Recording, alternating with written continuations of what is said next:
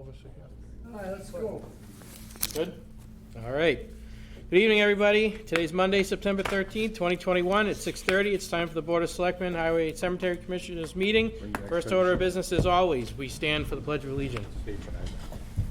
I pledge allegiance to the flag of the United States of America and to the republic for which it stands, one nation, under God, indivisible, with liberty and justice for all. Thank you. Item number 2 is the consent agenda, which has the minutes of August 23rd, 2021, the executive session minutes of August 23rd, 2021, and an appointment, joint appointment with the planning board, which is here. Dan Edmonston, familiar face. Glad to have Dan back with his term to expire June 2022. And also some reappointments for the town clerk, election workers with terms to expire 8/31/2022. Board members. So, please, the board, Mr. Chair, make a motion to accept and not to name all the election workers, just include that in the public record. Second. Motion by Mr. Sullivan, seconded by Mr. Johnson. We're all here. All in favor? Aye. Aye. Opposed? Unanimous? Is that everything in the consent agenda? You pulled that out? John, Yes, sir. one abstention. One abstention. 4-0-1. Oh, okay. Lori. Yeah. Mr. Chair, Mr. Edmondson's here if he wants to give a couple quick words to the people. Danny, all set? Want to just, I'm usually a man of few words, so. well, glad to have you back, Dan. Thanks for throwing your hat back in. Thank you. Awesome. Not to release on the executive. All right. You guys don't just give the motion on those. Sorry, Mr. Chair, the executive session minutes are just approved and not to be released due to the ongoing issue. I think they've Okay. already voted. Second. Motion by Mr. Sullivan, seconded by Mr. Johnson. All in favor? Aye. Opposed? Unanimous. All right, thank you to all planning board members and all the election workers who Mr. Chairman? signed up. Mr. I Ruda. think the planning board needs to also, it's a joint appointment. Oh. Take a vote. Oh, they do? Guy, Thank you. sorry. I'd like to call the meeting to order for the Town Valley Planning Board, September 13th, 2021. And we're going to move the number 3 item on our agenda to number 1, which is the appointment of Daniel Edmondson to the Planning Board, term to expire in June 2022 at the next election. All members, does someone want to make a motion for that? I make a motion that we reappoint actually, Mr. Daniel Anderson to the planning board for the term to expire Appoint. 2022.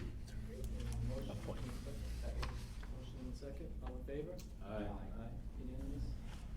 Awesome, thank you, guys. Mr. Chair, Mr. Sullivan. with the blessing of the planning board, I'd like to recognize the service of Billy LePage Senior. Billy gave a number of years for the town. He was on conservation at one time, planning board, and I believe he also served as was he assistant building inspector for a while? Zoning also. Yeah, zoning, not conservation, zoning. So I think someone should send him a letter thanking him for his service on behalf of the town. Thank you, Mr. Sullivan. Yes, yes, Bill, thanks for your service. All right, item 3, licenses and permits. We have 1. Justin Dolan from Nichols College is here. He's requesting an outdoor entertainment license for Friday, September 24th, and Saturday, September 25th, from 1 p.m. to 10 p.m., located on the Shamey Lawn in the athletic field, homecoming activities, and President Solmazzi's convocation ceremony. Hi, Justin. How are you? Good. See you. That pretty much summarizes it. It's not a whole lot going on. Friday is President Solmazzi's inauguration, so that'll be at Chamois under a tent. That's in early afternoon. Really nothing to follow it. And then on Saturday is all the homecoming activities. All of the noise generating activities will be down near Vendetti Field and all the adjacent parking lots and areas around that field. Saturday we should be wrapped up before 7 p.m., but putting 10 just because we don't know how long alumni will be hanging out. Okay, awesome. Board members? Paul? Yeah, have you made any arrangements with Police Chief Warner for any kind of detail? Yeah, our Director of Public Safety, Eric Strike, is in communication with the chief, as well as Fire Department for necessary details for that weekend. Thank you. Okay. Any other questions for Justin? Okay, what's the board's pleasure? Mrs. Johnson? Make a motion to grant Nichols College a request for an outdoor entertainment license for Friday, 9/24/21 and Saturday, 9/25/21, 1 to 10 p.m. Located on the Chamois Lawn, an athletic field for homecoming activities and President Solmazzi's convocation ceremony. Motion by Mr. Johnson, seconded by Mr. Sullivan and Mr. Sigenovich. Any other discussion? Hearing none. All in favor? Aye. Aye. Opposed? Unanimous. Thank you. Thanks, Justin. Thank you, Justin. We'll sign off on that too. All right. Let's just dispose of this real quick and then we'll move on to public hearing.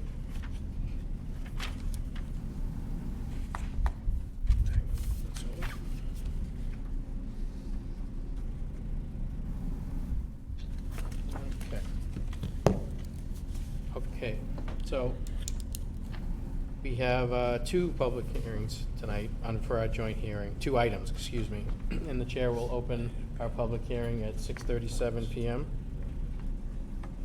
And does Guy have to open separately, or we just do it once? Let's put it on the record that Never noticed. Where'd we do notice?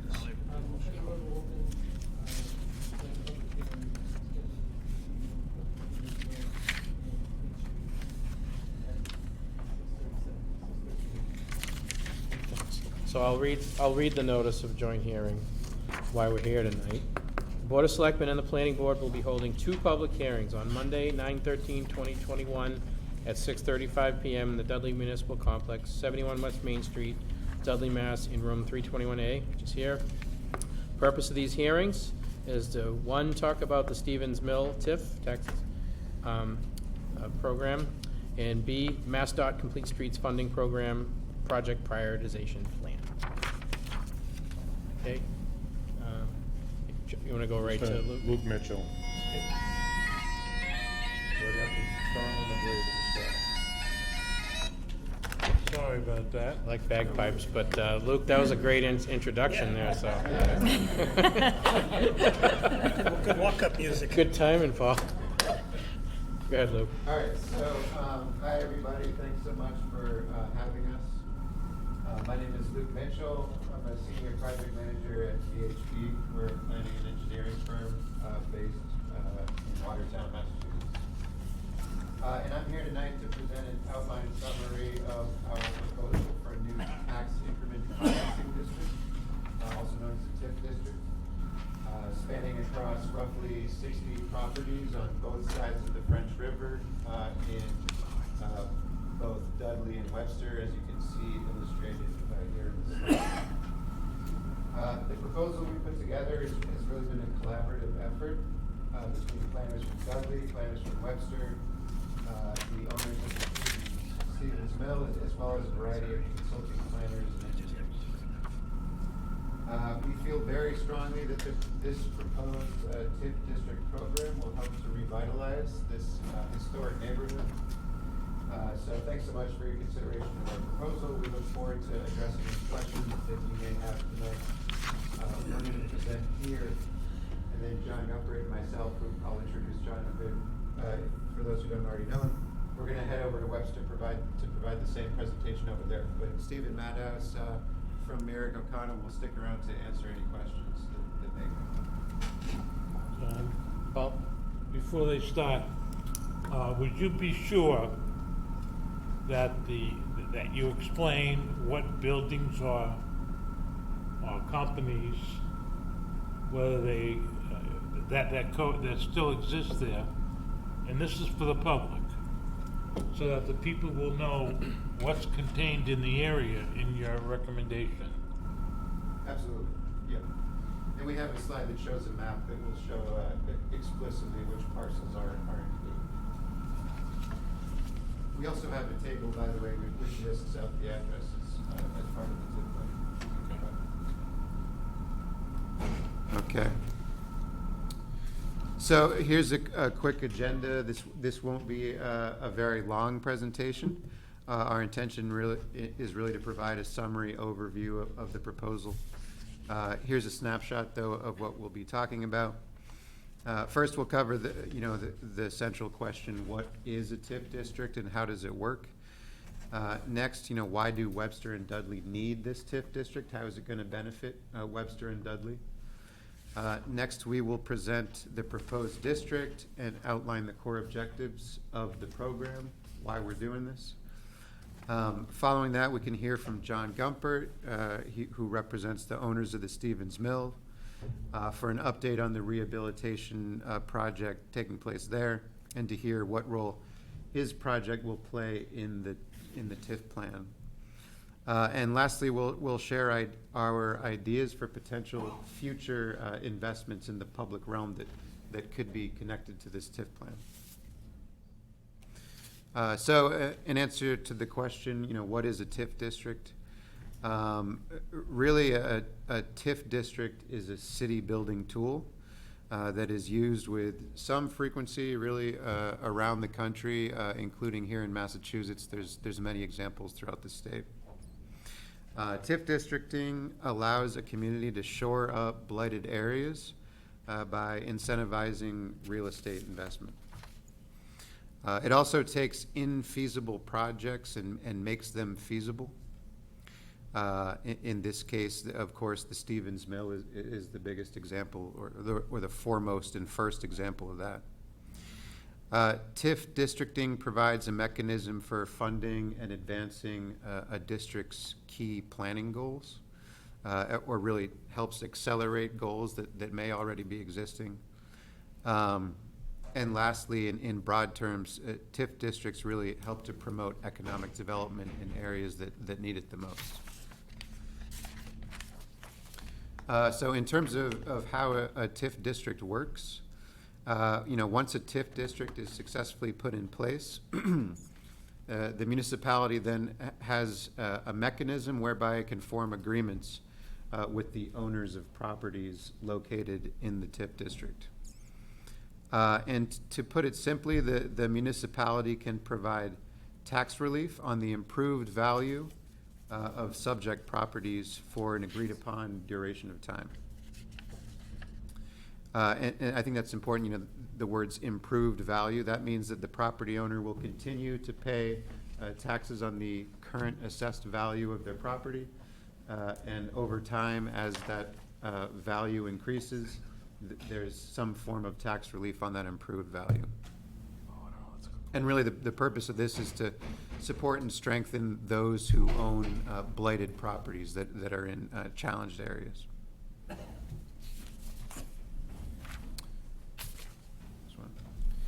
So why do Webster and Dudley need a TIF district? If you get a chance to stand on this bridge between the two towns, and if you look in either direction down the river, then you'll get a good sense of the answer to this question. The district which we outlined is home to many properties that are vacant and many of which are underutilized. And without the potential for tax incentives connected to those properties, many of them will remain underutilized, and the conditions of the river and the properties around it could continue to worsen. And as we see it, this stretch of the French River has, over time has been neglected due to disinvestment. And frankly, most of it is inaccessible to the community. We see the TIF district as a great way to begin to address that central problem. Question? Through you, Mr. Chairman.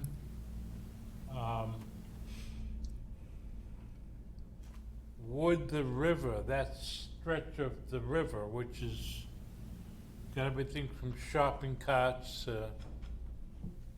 just plain old debris, will that somehow be cleaned up? And if so, by whom? So the TIF district really creates a mechanism for value capture, meaning that moving forward, as more properties participate in the program, basically investments can be made in any number of things that rest within that district. So the ideas that we've come up with so far are, one, to put a recreational path along the river and basically perform ecological restoration on the banks of the river, in addition to potential investments in utility and roadway improvements. But really, the TIF district itself, when you set it up, you don't need to commit to any specific program or public improvements. It basically, sure, go ahead. I can jump in when. Go ahead. Can you come Can you, forward? yeah, can you come up Yeah, no, and, no, wait, Mr. Chairman, Yep. let's get through the presentation. All right, yeah. And then we can. yeah, we have plenty circle of time back? for all that. Okay. Yeah, shorter answer is that it can definitely help that in the long term. Mr. Chairman, Oh, I understand the advice of the town administrator, but when a question comes up, I'd like to ask that question and then move on. And I'll tell you what, for the people watching, it'll be better for them if a question is asked, a reasonable question, and answered before we move on. Because otherwise, that may get lost in Okay, short-term memory. fair enough. You want to come up, identify yourself at the podium, please? Good evening, I'm John Gumpert. I'm the principal at Camden Management Partners out of Atlanta, and we are the developer of the Stevens Mill. And just to answer the question on the river, we bought the tract of the river that adjoins our property so that we could get down to the river. We are going to improve the bank and the trail, on our property, and we would look to clean the river as well. So my experience has been, we typically take the largest project, the largest building in a otherwise blighted area. We redo that area, we redo that mill, and that brings further redevelopment, so further improvements to the river. So we would make the first improvement to that river, and we would do so as an amenity to our project. So we're looking as our project to be able to utilize that river. To me, it's an underutilized asset that's kind of hidden behind all the trees. We're trying to open that up. Now, our goal is always to encourage further development. So development across the river, up and down the river, and our experience is that follows. So our experience has been when we do a large redevelopment such as this, other properties follow along. So it's a great, it's been a great experience for me in a number of different projects, and I look for this one to be just as impactful. Okay, one quick follow-up. I'm assuming that you're looking at developing a green area both north and south of the bridge on the west side, because the east side, close to the bridge, both north and south, on the east side, you've got buildings that really just bang abut the river. Mm-hmm. So does your research or your thinking at this time mean that you would put a green area, or you would hope to have a green area and pathway on the west side of the river? Typically, we just do the side that we control, and we act as a catalyst for people to come in and look and say, gosh, I can buy these buildings that are right up on the river and do something different, whether that's a restaurant or whatever it might be. That leads the way. We don't try to do everything. We try to do our section, and we try to use that as a catalyst, as I say, for others to come and do whatever they want to do.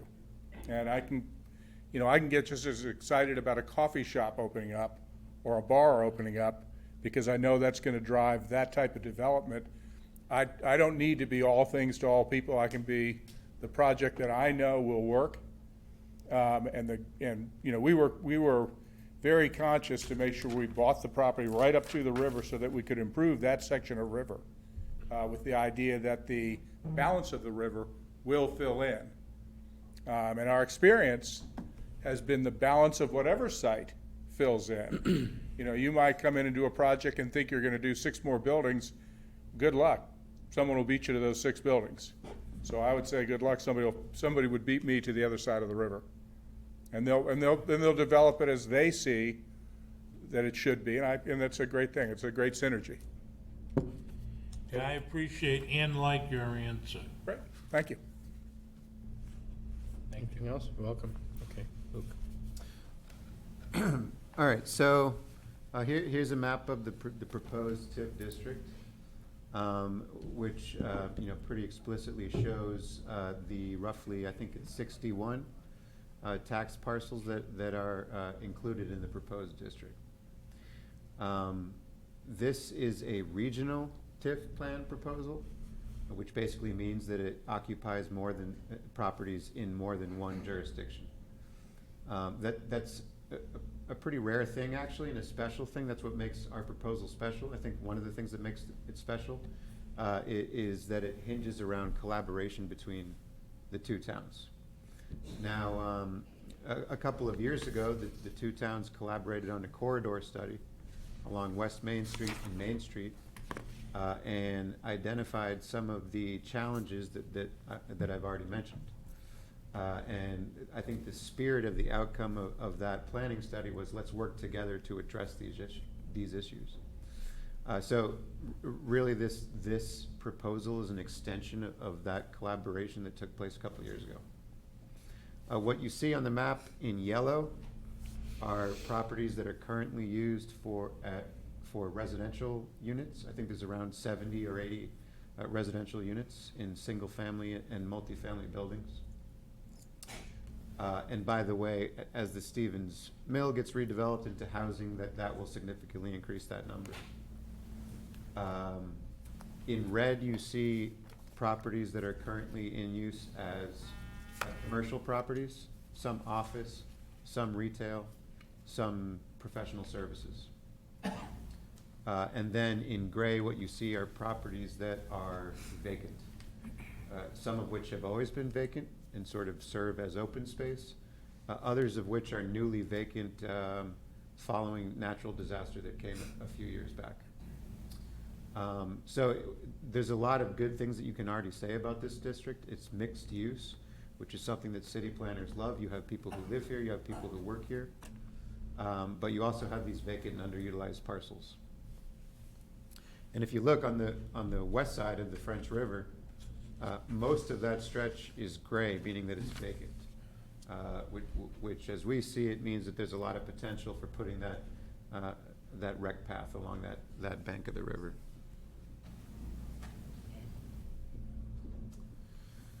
So here's basically the 4 primary drivers of the TIF plan, which we see as having a lot of benefits, but to break it down into a list, here's our top 4. First is to increase the district's supply of modern affordable housing. You know, there's a lot of naturally occurring affordable housing in both towns, but a lack of new, good condition affordable housing. So, you know, part of the zoning resolution that was recently passed, the Mill Overlay District, is that 10% of the units must accommodate housing for low-income and moderate-income households. So that will be part of all residential development moving forward. Second is to revitalize existing businesses located along the Webster-Dudley corridor, which is Main Street and West Main Street. A lot of businesses there already. This plan will enable, for example, the redevelopment of the mill, which will, you know, mean great increase in the number of customers to support those businesses in terms of restaurants, professional services, retail, et cetera. Third is to encourage, as I mentioned, what you could call infill development, to fill in some of those vacant parcels. That is strategically, not fill in every one of them, but where it makes sense and where it's going to help the district as a whole, encourage development by using this TIF plan to incentivize investment in those properties that wouldn't otherwise attract investment. And then fourth is to, as we mentioned, introduce a new pedestrian path network to restore community access to the French River, And that's really a trail that will ultimately connect with existing trail networks to the north and to the south. So here are a few slides on the mill project itself. So John, if you could speak to these slides. Let's see, I'll speak to the project. It's a, it's a revitalization of a roughly 160-year-old combination of masonry and stone mill, which you just don't find in many places. I love abandoned textile mills or abandoned large buildings because it gives me the opportunity to seed the redevelopment of an entire area. And as I've said, I've done it on a number of occasions on a number of projects. I've got 3 projects I'm working on in this neighborhood, if you will, from Hartford to Thompson to here, all of which have these fabulous structures that are abandoned, totally underutilized, and it follows what I've done on many other projects, and I'm doing on many other projects, primarily in the southeast. And the projects act as a seed for future development, and that future development could be a coffee shop, it could be a bar, it could be a restaurant, it could be anything that comes after we put this large housing stock in. Now, in addition to the 156 units we're talking about developing, and they will be high-end loft units, large windows, granite countertops, concrete floors, just a very trendy, mainly one-bedroom units, 1-bedroom and 2-bedroom. In addition to that, we also have a community space and a potential for a brew pub in the building. And we do that, the community space is effective in holding weddings and group events, and it's a way to get people into the mill rather than just having an apartment complex. So this is not an apartment complex with a gate around it. This is more of an open community, and we do rent out the space for weddings and so forth. Our project in North Carolina, we hold about 150 weddings a year. That same project, the governor gave his annual address from our project, Community Center. So it really is a way to attract people to our project and open up and revitalize really the whole community. So that part of it I truly enjoy being part of, and I truly enjoy leading. And I've been successful in numerous communities doing this, and the long-term benefit, 10 years forward, is really impressive. The communities really come back. Mr. Chairman, if I may. Rich is Mr. Chair, Mr. Clark. Mention made obviously about 56 units. What is the mix? Obviously, it's loft, 1-bedroom, 2-bedroom. It's really loft, studio, 1-bedroom, 2-bedroom. I understand, but I mean, what numbers are we talking about? I don't have that off the top of my head, but it's largely studio and 1-bedroom. How many additional residents? Let's assume no one from Dudley or Webster chooses to go into this complex, but there are folks coming from other communities. How many additional residents do we anticipate in these 156 units? Do you have an approximate number based on your previous experiences? Well, so what we do is we do a market demand study on every project, and it will give you what the demand is for that location. So we do have a demand study. It's published with the town. We gave it to the town. My suspicion off the top of my head would be 200, maybe 225 people. 225. Right. And primarily adults? Or Primarily adults, not families, because it's 1-bedroom. So it's, bedrooms? pardon me? It will be 2 bedrooms, right? There's some 2-bedrooms, but the majority of it is 1-bedroom. And we typically look at families as 3-bedroom units, what have you. We don't have any of those, I don't believe. It's just 1s and 2s and studios. You have the numbers? Okay, he's got the numbers. 29 studios, 74 1-bedroom, 45 2-bedroom, and 8 townhouses. Okay, first time I've seen mention of townhouses. Could you elaborate on that just a bit? I mean, how large will it be? A lot of the descriptions of townhouses, 2-bedroom, it has to do with fitting inside the building. So a lot of what you're doing is fitting to the actual building. So A townhouse is just a way to fit into an awkward shape of the building.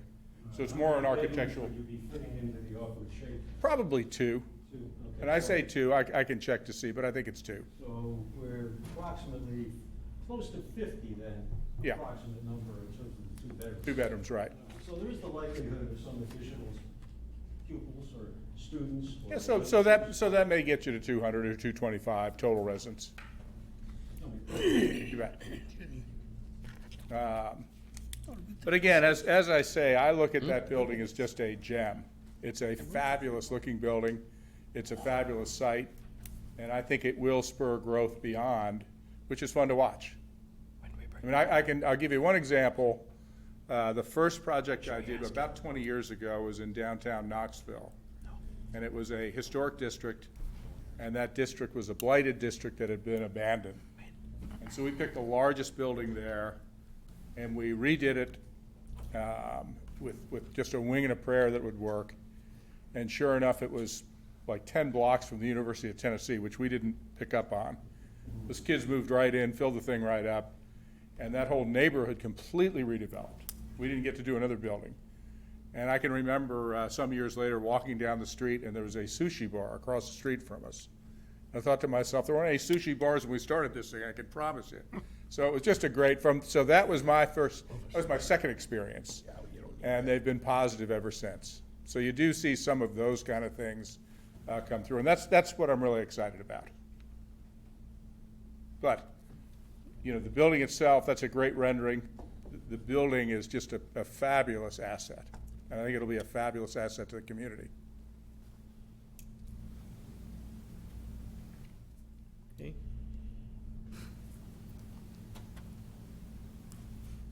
Thanks, All Joe. good? Yep, all good, thank you. All right, so, you know, one issue that we put a lot of thought into is the traffic impact of the project. VHB, a team within my company, performed a traffic impact, which is all part of the comprehensive permitting process. A report that is not totally finalized yet, but we'll be submitting to the town, which found that, you know, all in all, site-generated traffic is not going to result in substantial additional impacts to traffic operations in the area. And again, all of that will be written up in the report for your review. Through the chair, excuse me, Mr. Chairman, question. Mr. Clark? If I may? Mhm. No significant traffic impact. We've got approximately 200 to 225 new residents. I assume the majority of those would be adults. That's probably an equivalent number of vehicles. You've got the usual collection of Amazon, UPS, FedEx trucks that are on the road on a daily basis. And we have the 800-pound gorilla known as Dippin' Donuts just around the corner. Mhm. Have you looked at your traffic impact on a Saturday morning when Dippin' Donuts is open, or even on a weekday morning? Yeah, so I don't have the traffic report in front of me, but it does look at peak times. It quantifies all of the factors you just mentioned, and it takes a look at how the traffic will be impacted throughout the day. And I forgive me for interrupting, but I mean, we've seen a relatively small donut shop, if you will, Yeah. have significant impact in terms of the traffic patterns on West Main and the adjoining roads. What you're proposing, 156 units, and yet you say there's minimal impact or less than, less impactful? I'm not quite sure I understand the logic there. Help me with that, please. Yeah, well, yeah, I wish I could speak a little bit more to that report. Okay. But, you know, once it's finalized, we'll submit it to everybody for All right, review. so details are forthcoming. Yeah, all details are in there. All the factors you just mentioned, I know are covered. All right. And, yeah. Matter of fact, you might consider a drive-through donut shop in terms of your facility. That seems to be a going thing in towns. In that town, you can't miss selling donuts in Dudley. Right, Carrie? Not a question, but a comment. I hope we're not going to take into account a donut shop. I mean, I get it. It's bad traffic. It's horrible the way it's set up. But I hope we're not gonna base our town around a donut shop. No, but we have to accommodate the donut shop because we've allowed it to exist. It's just anecdotal, Mr. Siganovich. I happened to go by Dippin' Donuts earlier this week and saw a gentleman, somebody was trying to turn into the parking lot, someone was trying to get out of the parking lot. The solution was for the truck that was in front of me to go over the sidewalk. I don't think anyone would condone that as a proper solution. And again, this is only going to increase traffic in that area. There's no way you can say it won't. There's no way any traffic study can say that it won't increase traffic in that area. Mr. Johnson. And we already know, and I think the selectmen have acknowledged in previous meetings, that there are some traffic issues in that vicinity, and there have been some attempts to address that. I know the police, new signage has been put up in the last year or so, as I recall. it And has. I would submit that the solution has not been significant. It has not solved the problems that we have there in the morning. I've Okay. spoken to the owner, and I've asked, can we have a sign on the door saying, please don't park on the street in the no parking zones? That sign never showed up. I'm not arguing with you. My point is, I don't think the focal point of Dudley should be a donut shop. That's my point. Mr. Johnson. I'm not sure, thank you, Mr. Chairman. I'm not sure who the question should go to, but this mill was, excuse me, this mill was active, what, 10 years ago? No, 15? Maybe. 15, 20.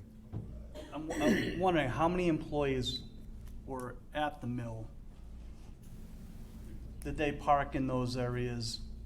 And how did the traffic flow 20 years ago?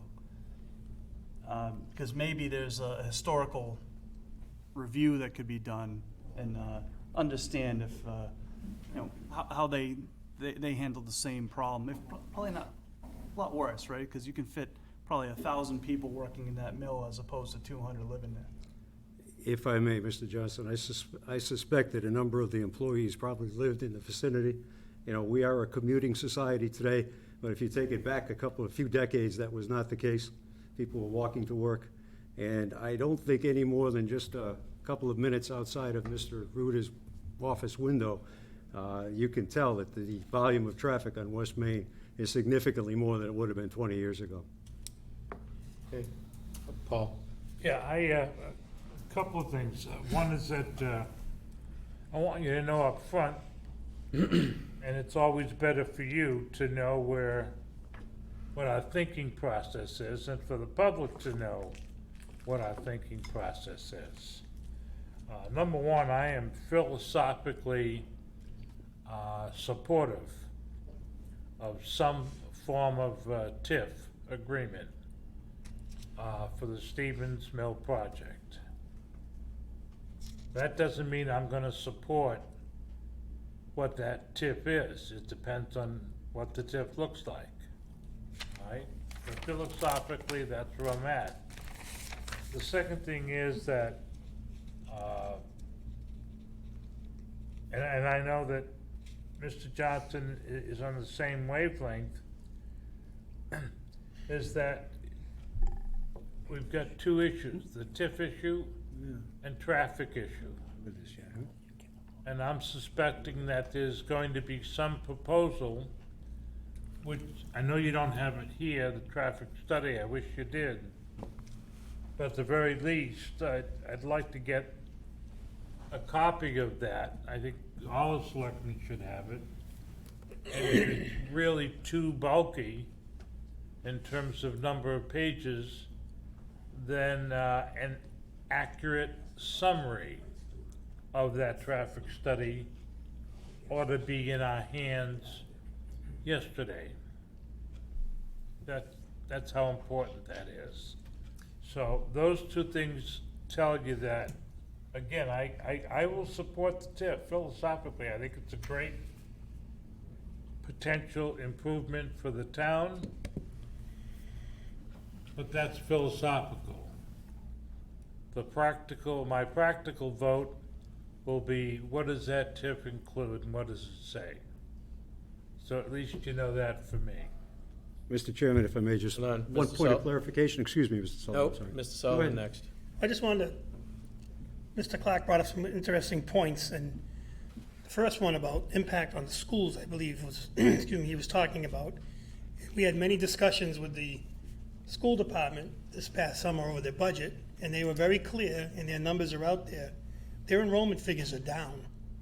They're down, and they were saying they didn't lose staff, they reallocate the staff. And I'm gonna use Superintendent Lamarche's description or argument when he said, if we're down 100 kids, it's not 100 children in one grade.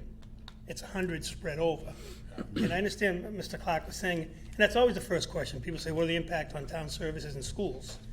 So I would just submit that the schools freely admit that they're a little bit low on their enrollments, and their projections aren't any better. It's not like it was 10 or 15 years ago. And in regards to Dippin' Donuts, when Dippin' Donuts moved into that space, the town of Dudley, through their public hearing process, basically more centered around these folks, planning board, not as constructed, but the zoning board gave 5 waivers to Dippin' Donuts to make them fit into that lot. And I don't remember all 5 of them, but one was side frontage, front frontage. There was a waiver to allow the drive-through. So the town gave Dippin' the opportunity to succeed with their waivers, and I think they've already succeeded beyond probably their wildest dreams. Wildest dreams. I mean, I agree with Mr. Clark, and I know Kerry's very active talking to those folks. Sometimes it's tough over there.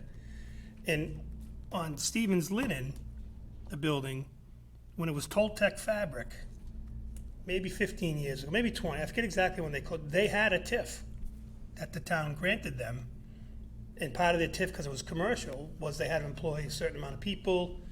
So there's a history of TIFs. We have other TIFs in town too, but there's a history of TIFs just on that location. And I don't want to get bogged down in the minutia right now, because I was on the planning board and I was serving Mr. Horn.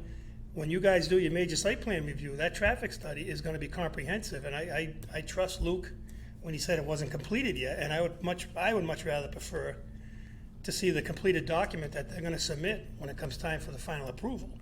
So I don't think, if anybody here at home, and no one said it, I'm probably jumping to conclusions, thinks that us or the applicant or the planning board is trying to hide something to get a TIF passed, to not show a traffic study, none of that is true.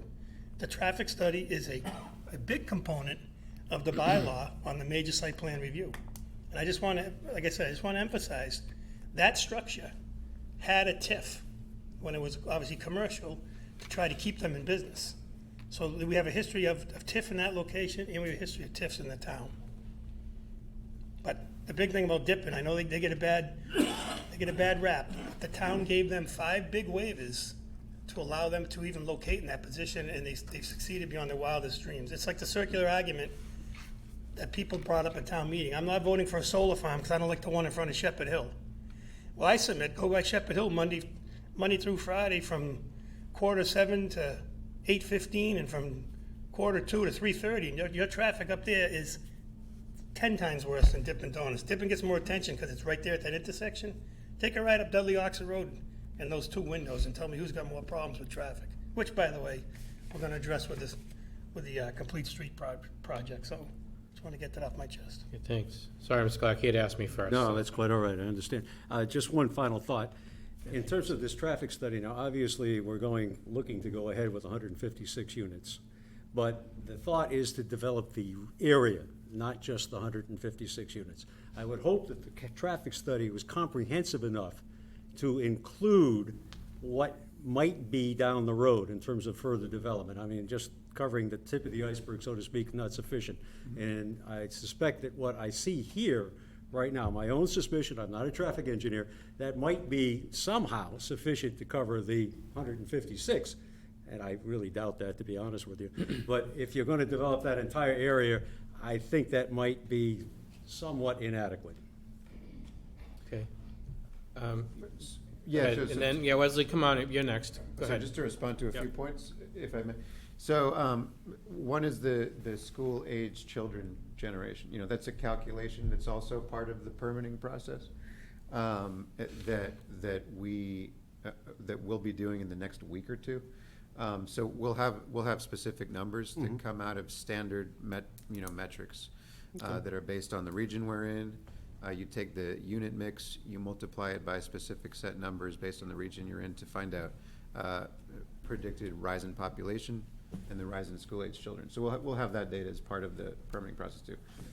In response to the discussion about traffic, in terms of our methodology for getting to the finding that you won't have a significant increase in traffic operations, that will all be qualified in the report. I just don't want to do it injustice here, but what I can speak to is what the project has done with that information, and that's what you see here on this slide.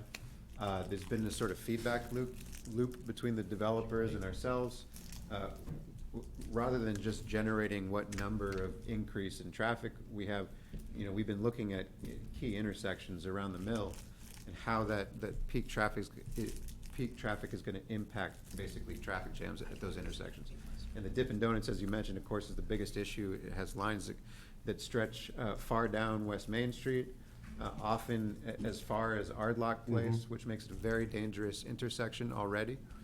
Part of what the Stevens Mill redevelopment is going to do is to invest in the public realm, including these 4 improvements here to the public ways.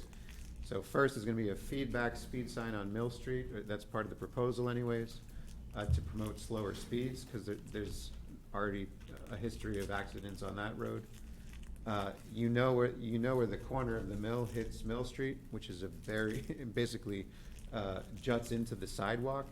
That's a dangerous condition that the project proposes to ameliorate through investments in a widening of the sidewalk, which will also narrow the lanes, which will slow down traffic. Third is a widening of Ardlock Place. Currently, it's wide enough to accommodate two ways of traffic, but it's quite narrow, so the proposal is to widen that along the property frontage, again, for the benefit of traffic safety.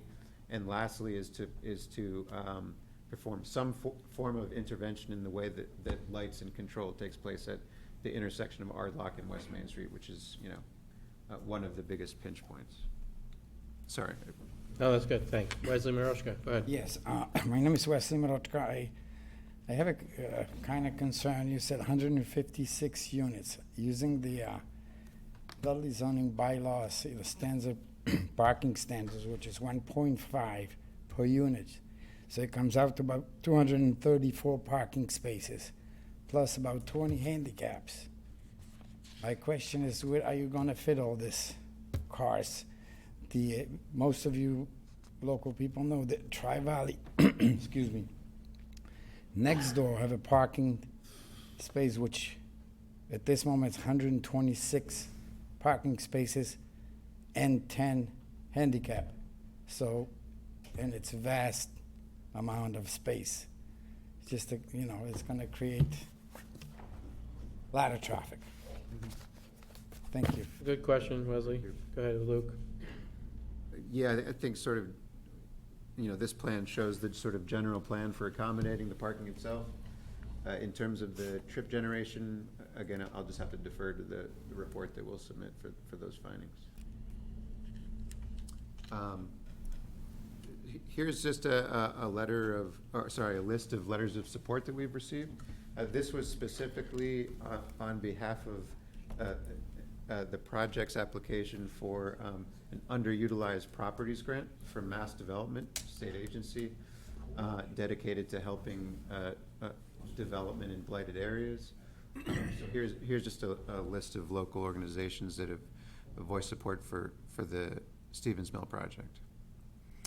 So Did I get in a pool? Sorry? Did I see a pool? All right.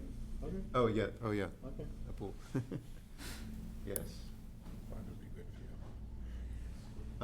So that's really the Stevens Mill, but again, as Paul, I think, as Paul pointed out, there's 2 issues. There's the Stevens Mill redevelopment, which is on its own permitting course, and then there's the TIF plan, which is really the subject matter of tonight's presentation. So for the TIF plan, potential future public improvements that could be supported by the TIF plan, as we mentioned, the recreational path along the French River, which would have so many benefits. There's existing trail networks to the north and south.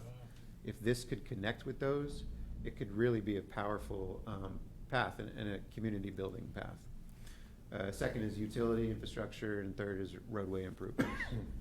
Really, this is speaking to the value capture mechanism of a TIF district, wherein improved value can generate taxes that are then reinvested into the district. So last slide here, our next steps are to present the TIF plan to the town meeting in late October, both here in Dudley and over in Webster, and solicit approval from the Board of Selectmen from both towns. Following that, pending the support of the Board of Selectmen, we'll go to the Department of Housing and Community Development. They're the state agency that administers the program for final approval, and from there, move forward. Mr. Clark? Chairman, through the chair. So this depends on approval by both towns. Yes, absolutely. The district, right? That's what it That's says.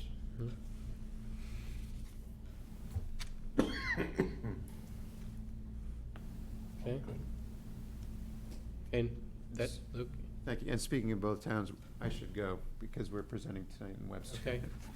If there's any, Stephen Madhouse can stick around if there's any additional questions. So all the other questions that we are gonna ask, you and Carolyn can, okay, perfect. Carolyn, yeah. I'm sure people have some very important ones. Thank you guys for coming tonight. That was really informative for me anyway. Thank you all so much. Do that.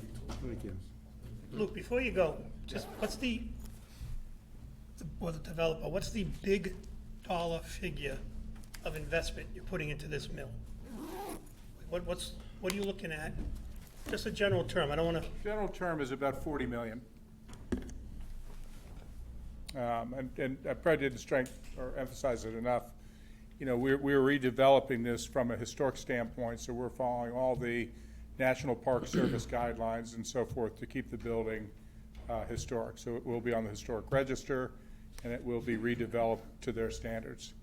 and that's, you took the historical credits Yes. that this board, Paul, right? Paul, we've been doing these historical credit letters Yeah, for about yeah. 15 years. Through the previous owners, these guys get, so they're gonna keep it. Yeah, that's right. So it's something we've been with, right, with the previous developments. And we've done that on every historic project we've done, utilized both state and federal historics and TIFs. So this is the way we've done every project. So it's a good program, and it's worked great for us. Thank you. Thank you, guys. Thanks You bet. both. Mr. Clark? Through the chair, I'm sorry, I'm forgetting your name. John Gumpert. John. John, if I may, in some of the information that we had been provided, it was indicated that the housing stock in the area was in a poor physical condition. Obviously, these 156 units are going to be pristine from the get-go. Is there any way of prioritizing people who live in that district as far as moving them in as residents, as opposed to just opening up to the general public, and giving them a first option, if you will, on this? If, in fact, they are living in something that's a poor physical condition, this is obviously an upgrade for them. So And, we're looking for the town of Dudley, if you will, to kind of not fund this thing, but certainly support this. I think we owe it to the citizens of Dudley to have the opportunity to move into what should be a better situation. So the report, I'm not sure that you're referencing, but if it's our demand study, I'm just not sure where you get that. If I may, it's objectives of the UCH TIF plan, section 5806 indicates, as such, many of them are in poor physical condition. Okay. I'd have to defer to Luke on that. Oh, I'm sorry, what was the question?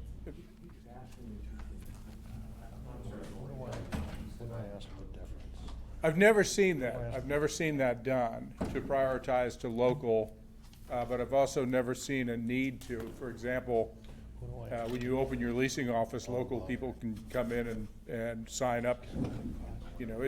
Leasing up a property like this is a 10-month process. So Certainly, literally. but I might there be some options to advertise this or present this to the community, if you will, as an option for those people who are, as characterized here, in poor physical conditions? I'm sorry? But the affordable units, that would be. Yes, that's. I would think it'd be all of them. I mean, our leasing people are gonna try to reach out to the broadest market they can. Right. And they're obviously gonna reach out to the local market, so, we're open to any type of involvement from the community to do that. It's one of the reasons we have the community space. So when we have the weddings and other activities, is to bring people from the community to the project. One of the real goals of that is a marketing pitch where someone walks into a wedding and says, I see your pool, why don't I live here? This is, and on other projects, I've had neighbors come in and say, because I had a real question, would elderly people live in these projects? And some of the elderly people came in and said, you mean I have to cut my lawn anymore? I just come over here and live in this? Perfect, well, sign us up. So Well, that's if- our goal. If I may just offer a thought, maybe you could have some sort of a community day. Obviously, you know the locations, you know the parcels. I'm sure you have access to the residents' addresses. You could address it to the residents in the area who are, again, living in these quote, unquote, poor physical conditions, and see if they're. Yeah, I would be totally happy with that. Yeah, I mean, that would be a way to expose the community centers as well. But believe me, we're looking for rents, we're looking for residents to come into the community, so I'd be thrilled to have it. Well, I'm just looking to give the Dudley residents, if you will, an opportunity. And I really think it is. If you put somebody from Dudley ahead of somebody from Leicester, I'm not opposed to that, frankly. I don't know how to do that, You're but, from Leicester?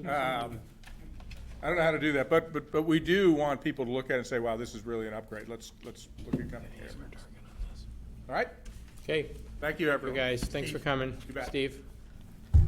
Is it for these guys or in general? What I would like to know is, regarding this 10% affordable housing, does anybody know if there's any mechanism or any reason why the 10% affordable housing Carolyn, can you answer this one? be strictly 55 and older?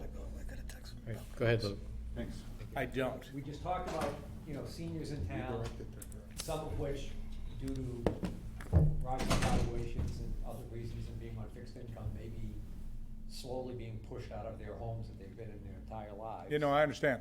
So they're actually in a position where they may be looking for affordable housing.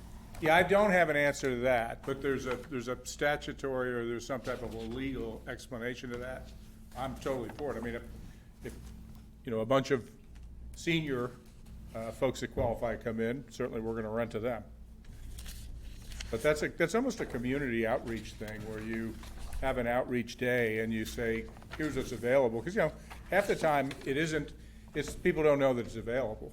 So if you can show people that, hey, this is available, why don't you come look at this? It may solve the problem. Well, I remember that one of the previous town meetings where we talked about this subject, that there was a woman from, she's involved with, I believe, Tri-County or one of those organizations, and she really made a passionate speech regarding why we should keep the 10% requirement in there. This was during the article that we discussed, that we go out and waive that requirement. Right. And she was arguing against waiving it too. One of the things she brought up was definitely that the amount of elderly people that she deals with that are Makes having sense. trouble finding affordable housing. Yeah, no, that makes sense. And, a lot of what we deal with is demand. Is there demand? And if there is demand, then can you get that out into the community and drum it up and show that? And it works all day long. So we're for that. I don't think you have to legislate it. I think you can just have a community outreach and simply fill it up before anybody else shows up. Well, my concern would be that I think that the other people that are defined as affordable housing might be, One step ahead? exactly. You understand what I'm saying? I do hear what you're saying. Whereas if we had some mechanism in place where we could say, we want to see. Yeah, it's number one on my list to get asked. Okay, finish up, Steve, please. All right, then I'll stop right there. No, there's just crosstalk. Okay, I was trying to let you talk. Go ahead. Okay. All right, These microphones are really sensitive. I think we covered it, so that we'll have to talk about this down the road as the project moves forward to see whether or not we can make that happen. Yep. Okay. Thank you. Thanks, everybody. Thank you, John. Thank you. Thanks for coming. All right. right, so why don't we answer that now? Okay, Carolyn, can you please define what affordable housing means for everybody? Versus other Here- things. Versus versus what? I've seen low Public income. housing. Versus low income. moderate This is for everybody here, at home, and Facebook. Certainly, Mr. Chairman. For the record, Carolyn Murray from KP Law is your town council. The proposal, we've spent a lot of time tonight talking about the Stevens Mill project, and the TIF zone and plan is kind of getting a little bit of a back seat to that. But the proposal that at least the developer is planning is not an age-restricted proposal, but they are planning on filing for special permit under the Mill Conversion Overlay District bylaw. And in that bylaw, we did not waive the 10% affordability. I know there was some discussion of a planning, a zoning bylaw to do that, but no, we've actually kept that in. But our actual definitions under the bylaw talk about what we consider for the purposes of this bylaw to be low or moderate income. And those definitions talk about low income being, we also have to think about it is specific to the Dudley area. We're not talking about Greater Boston, so it's adjusted for income based on the Greater Dudley area. But low income under the bylaw is defined as those earning less than 65% of the median income, and moderate income is for those who are earning between 65 to 80% of the median income. Now, the median income is something that's based on data that the Housing and Urban Development actually pulled together. And for Dudley, and it depends on housing size, but 80% of your area median income, if you are a single person or single household, your income would have to start at approximately $55,000. And then going up the scale based on how many people you have in the household. I think I looked at going up to, say, a household of 5.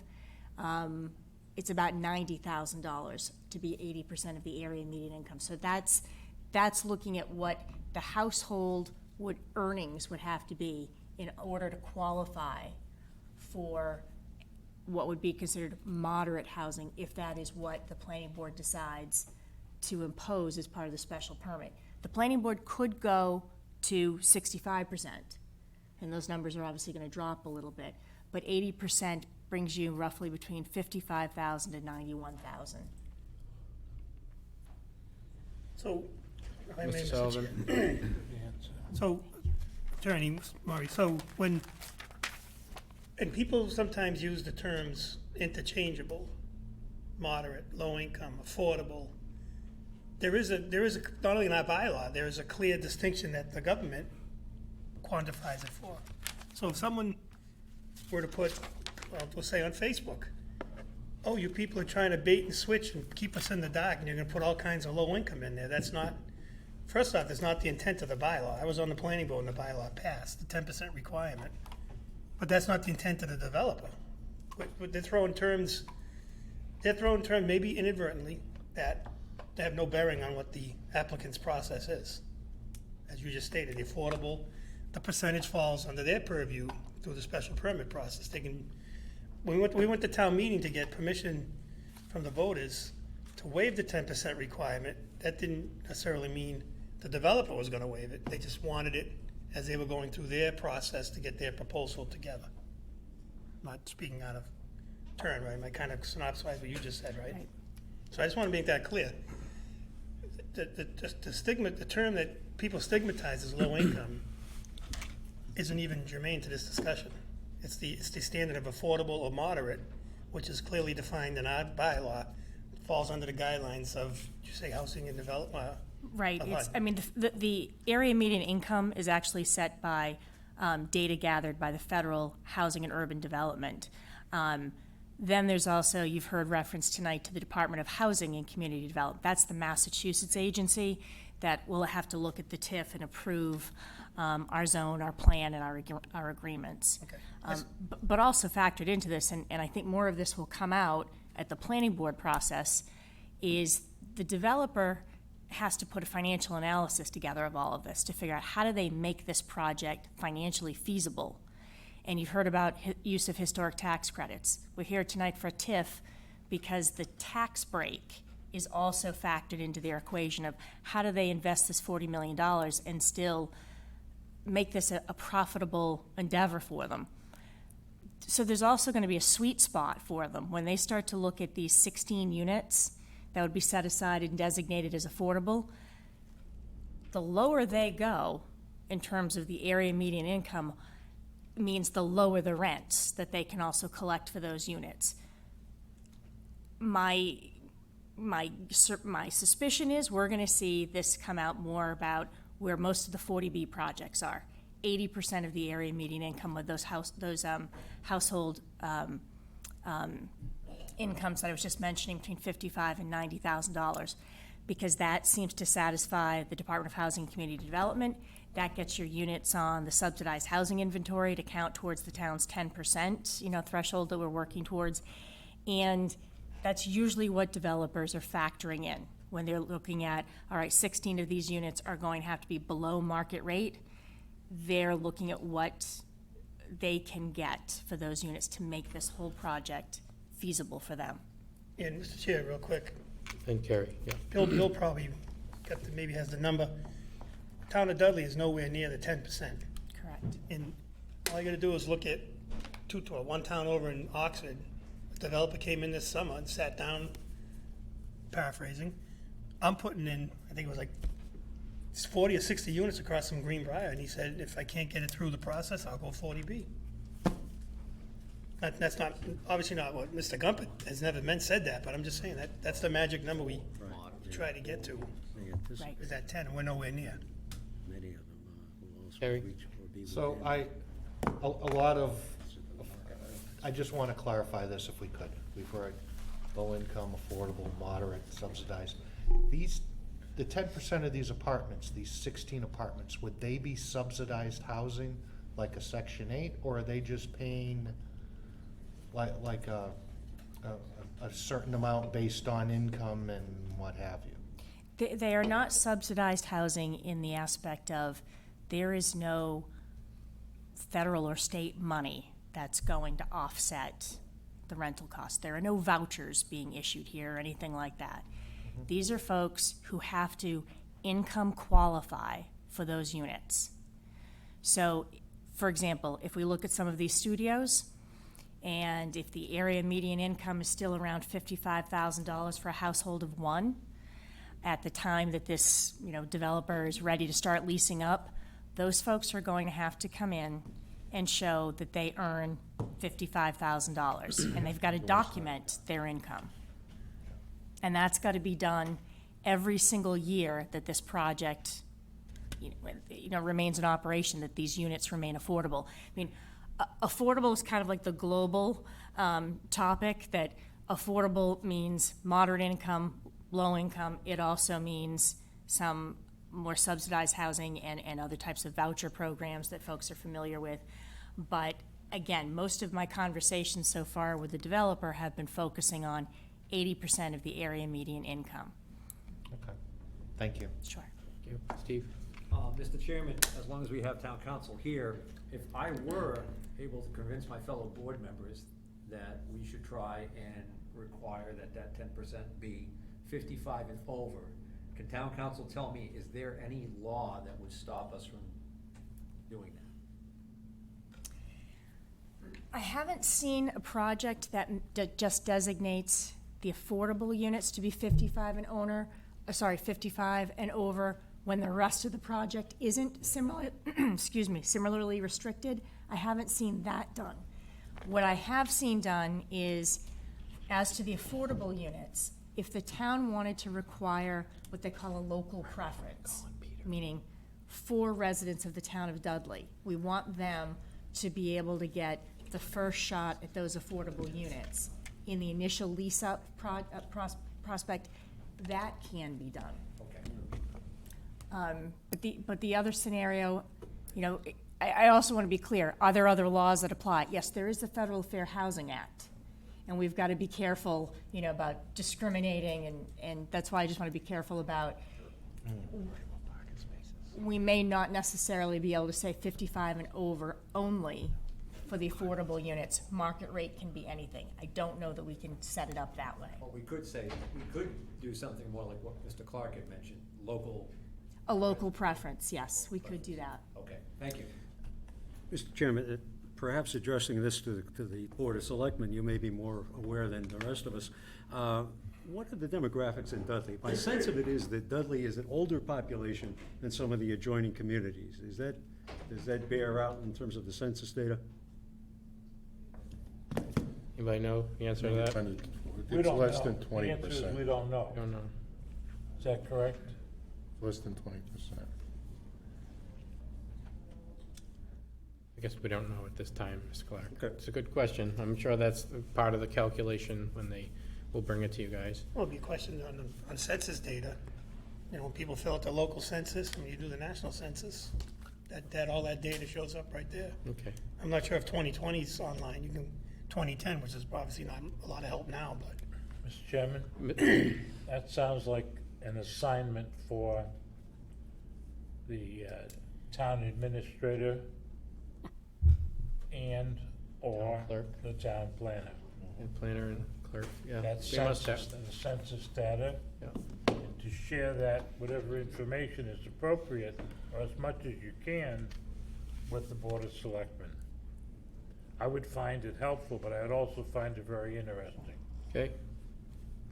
Jonathan, Bill, maybe with Laurie, if you guys could get that data.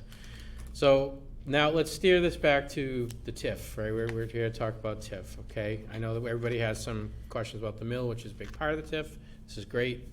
I wanted answers to these too. I think there's a couple of big ones that everybody is asking, and figured let's start the conversation that way. That's why we asked the affordable question.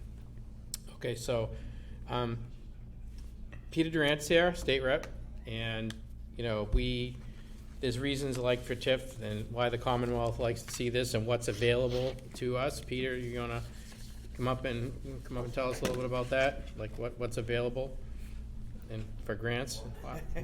Well, gee, thanks for putting me on the spot like that. Always Look, good to see you, Peter. It's always good to see you as well, Mr. Chairman. I just want to, I'm just here in my capacity to let the town know that, the state, myself, Representative McKenna next door, as well as Senator Fatman, are here to help you guys in whatever you need to do. We'll interface with DHCD. I've been listening to a lot of the comments this evening, the comments about the traffic. I think that this is something that we can work with DOT on, look at some of the other programs that are out there as well as we move forward. There certainly might be some money that's available there as we move on. That intersection's always been problematic since I've been a state rep, and I'm sure it's been problematic even before that. And so those are the kind of things that we can work on. And again, I'm going to just kind of move in some of the different areas where I heard questions. But again, I think Mr. Siganevich makes a great point. I think a lot of people hear this affordable housing and they think, we're going to get a lot of Section 8 people, and it really doesn't work out like that. I think, as the attorney, and I'm sorry, I didn't get you. Carolyn Murray. Carolyn, sorry. Carolyn mentioned, the affordable housing portion of this is up around $90,000 for a family of 4 or 5 people. So it really just is some of those apartments are put aside for that. So I think those are things that are important as well. Again, from our standpoint at the state, we're going to help you interface with DHCD in any way that we can. We're certainly supportive of the project if this is what the town decides they want to do. Or I should say the towns want to do. And like I say, I'm happy to answer any questions. It's things change a lot, so I'm not sure I can handle some of the specifics that you may or may not ask at this point. But I'm here to gather that information for you as well, and just kind of lend my voice where I can. Awesome. Thanks, Peter. Just the takeaway there, everybody, is that our state legislators are here to help us navigate the sometimes murky waters of the Commonwealth to get things accomplished. So, thanks, Peter. Thank you, guys. Okay. Mr. Chair, too, Steve? I want to kind of touch on what the report, when Luke was reading it and then Mr. Gumpert spoke, and they were talking about blighted areas and blighted properties, and it's like any other, like neighborhood. Some folks live in their house forever, keep it up, modernize it. Some like they don't want to put siding on their house, for example. And, you know, one of the arguments we were talking before, we're gonna put people out of their houses if this project passes. Well, Mr. Clark made an excellent point. Maybe these people wanna move out of their house. Maybe it's older, they can't do the maintenance. They get a chance to live in their own same neighborhood. Carolyn can speak better than I can. Mr. Gumpert, their council have been very honest and upfront right along the process, and I believe him when he says we'll do a community outreach day. We do a community outreach day with them when their project's going off the ground, maybe a couple days, let people come in. And it's not meant to be derogatory when they say someone's property's blighted. I know a house just sold on Green Street for like $360,000. Couldn't have been too blighted. So I think, again, I go back to the process. When these folks get their special permit process up and going, I think all these answers, all these papers are gonna be on the table.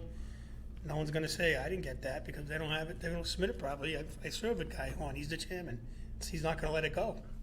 The board's not gonna let it go. If something's missing or something's not done right, it's gonna be done right. In my humble opinion. Point. Is there anybody else who would like to speak on the TIF district proposal? Council, if you have anything? Thank you, Mr. Chairman, members of the Board of Selectmen and the Planning Board. Stephen Madaus of Myrick O'Connell. I wanted to respond, Mr. Chairman, to your question about this program, and this is the Urban Center Housing TIF program.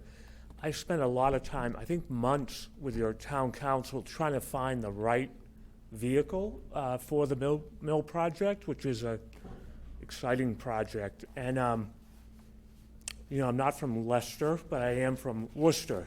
And in Worcester, there's a lot of TIF agreements, most recently for housing. Worcester benefits from the Gateway TIF program for housing. That's not available for a community like Dudley. So we explored whether a special act to alter the Gateway program for TIFs for housing would be appropriate, but we came upon this urban center housing TIF district, and it requires those kind of findings of the need for the district. You know, no one certainly would, well, the Commonwealth requires us to make certain findings to make that tool available to incentivize the investment.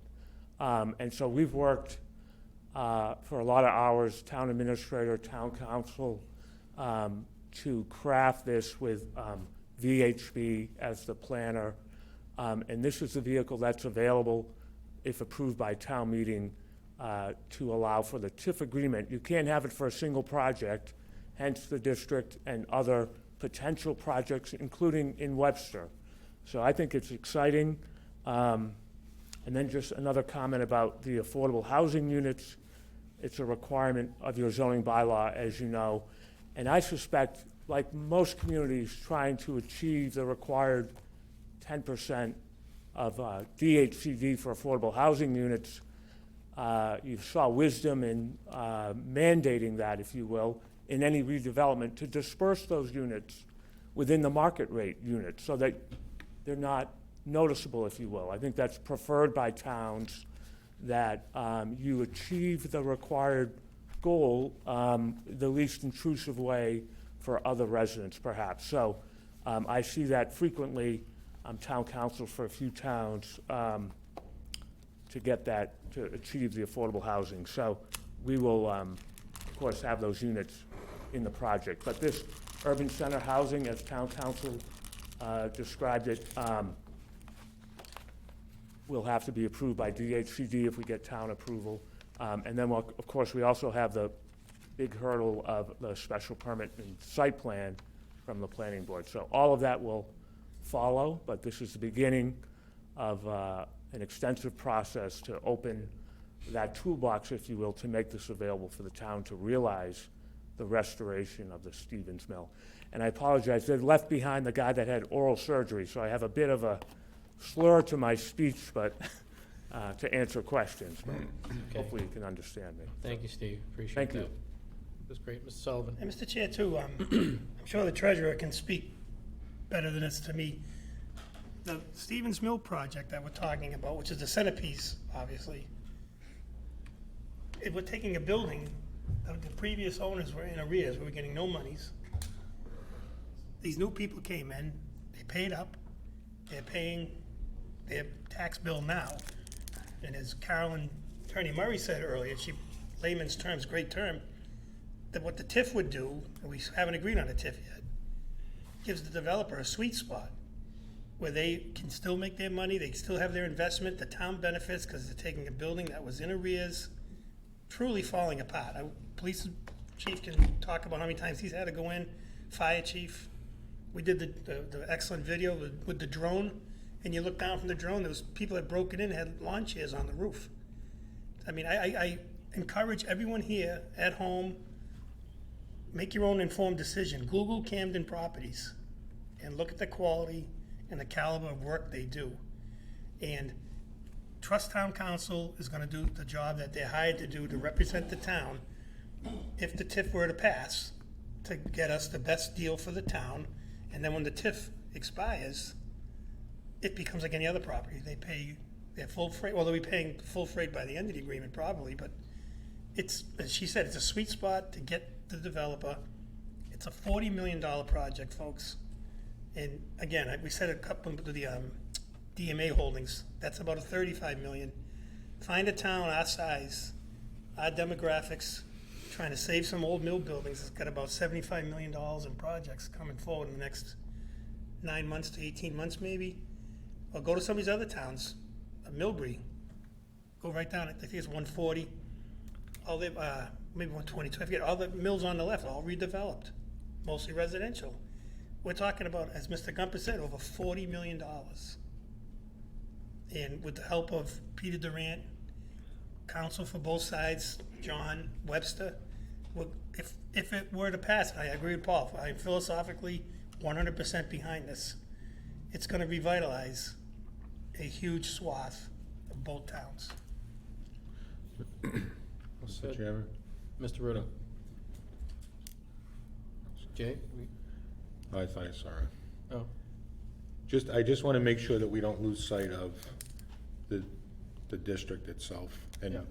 maybe, Mr. Chairman, if Carolyn could tell us what our role is here tonight and what the next steps will be, That's a great idea. we'll be able to wind it up. Unless there's more questions, of course. Yep. Thank you. So we've been here tonight to talk about this urban center housing tax increment financing project, but there are three components to it. You know, the first is obviously the district, where VHB has actually physically delineated the 61 properties in the district. The other part of it is a plan, which is the narrative that they have prepared to go with it, which basically sets forth both Dudley's and Webster's goals, and some of those were touched upon in the presentation tonight, to increase our affordable housing stock, but also to address the need for some market rate housing and hopefully spur some further development throughout the district. The third piece of this is a TIF agreement itself, which is the document that the Board of Selectmen enter into with a specific property owner that comes to the board with some sort of plan to redevelop or enhance their property in some way. And in return for that investment in the private property, the select board would agree to some forgiveness on like a tax break. You know, we can't give a tax break just for any old reason. We have to find a statutory basis for it. And so this urban center housing statute is what we're operating under. So it's a 20-year agreement. It allows the select board to give an exemption on what we call the tax increment. You know, it's called a TIF, tax increment financing. So you start off with the base value of the property, which is what it would be, say, today or the year in which we actually enter into this agreement. For Stevens Mills, for example, they're currently valued at something like a little under $1.2 million. And I think that generates somewhere in the vicinity of $16,000 worth of taxes each year. As the developer would start to pull building permits and obviously start to do some work, improvements to the property is obviously going to increase the value of the property. And as you increase the value of the property, the assessed value goes up, and with that, normally the tax bill would go up. So what the developer is asking for is a break on that incremental increase as they build out the project. So there's still going to be an underlying base tax payment. So we start with that $16,000 roughly that the town is collecting now. You're going to continue to get that. No matter what. No matter what. Even if you do nothing, you're going to continue to get that. But there's also an inflation factor that's built into the statutory scheme. So every single year, there's a formula that the Department of Revenue looks at. And let's say that they decide that the inflation factor for a given year is, 2%. So year one, under this TIF agreement, you're gonna get $16,000 plus 2%. No matter what. It's cumulative. So the next year, let's say that 2% equated to, I don't know, let's say, for the sake of round math, an extra $500. Next year, you're starting at $16,500, plus whatever that year's inflation factor is. And it keeps going up and up for the life of the TIF. But on top of that, there's this increased value of the project as it is built out and then finally leased out. And the town can enter into an agreement with the developer to forgive anywhere from 100% of that incremental tax increase down to 1%. And it can be a sliding scale as years, go on. You're limited to a 20-year agreement. So at the end of 20 years, no matter what, the developer, I think as Mr. Sullivan said, he's going to be paying his fair share of taxes like everybody else at full market value. There's provisions built into the TIF agreement that if the developer defaults in any way, the developer doesn't get their building permits, doesn't build that project that they've presented to you, or the project that ultimately, hopefully, gets approved by the planning board. If the developer doesn't meet their end of the bargain of making sure that those 10 affordable units are in fact leased to people who are income eligible for those 10 units, these are all reasons why we could declare them to be in default. They're given an opportunity to try to cure that default. If the selectmen are not satisfied with their attempts to try to cure that breach, then we can eventually just say, we can just revoke the entire TIF agreement if we wanted to.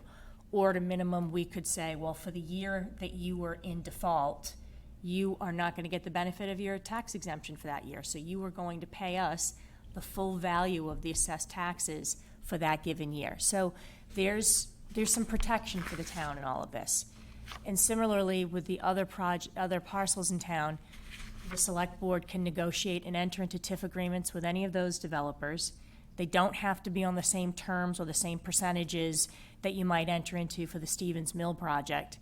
And at any time, if the town decided this is just not working for us, we can just decide we're going to revoke the entire district. You still have to honor any TIF agreements that are still in place at that time, but you don't have to enter into any further TIF agreements once you revoke the TIF zone. But going forward from here, we were required to have this public hearing tonight. And as a result of the public hearing, if there's any feedback that we got from the public that we think should change the TIF plan or any details of what would ultimately be our application to the Department of Housing and Community Development, we would revise that. And we've got to go to town meeting in October, and we've got to get town meeting to approve the district, the plan, as well as the proposed TIF agreement with the Stevens Mill developer. And then even from town meeting, DHCD has the ultimate approval of this. Now we have, as the state representative mentioned, we have had, thanks to his office and perhaps also the senator's office, We've had a good line of communication, thankfully, with the Department of Housing and Community Development over the last couple of months, so that this has gotten their attention.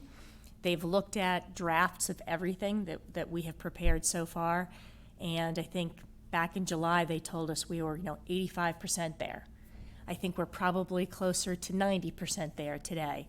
And then obviously we'll finalize the entire plan following tonight's meeting, and hopefully by early November, maybe we have a TIF zone in place, and we can be talking more specifics about the Stevens Mill project at that time. But obviously, if town meeting votes it down, nothing changes. Mr. Chair? Paul, go ahead. Thank you. Yeah, since this is a public hearing, and no member of the board could make a motion during the public hearing, once the hearing is closed by the chairman, my question is to the town administrator and to town council,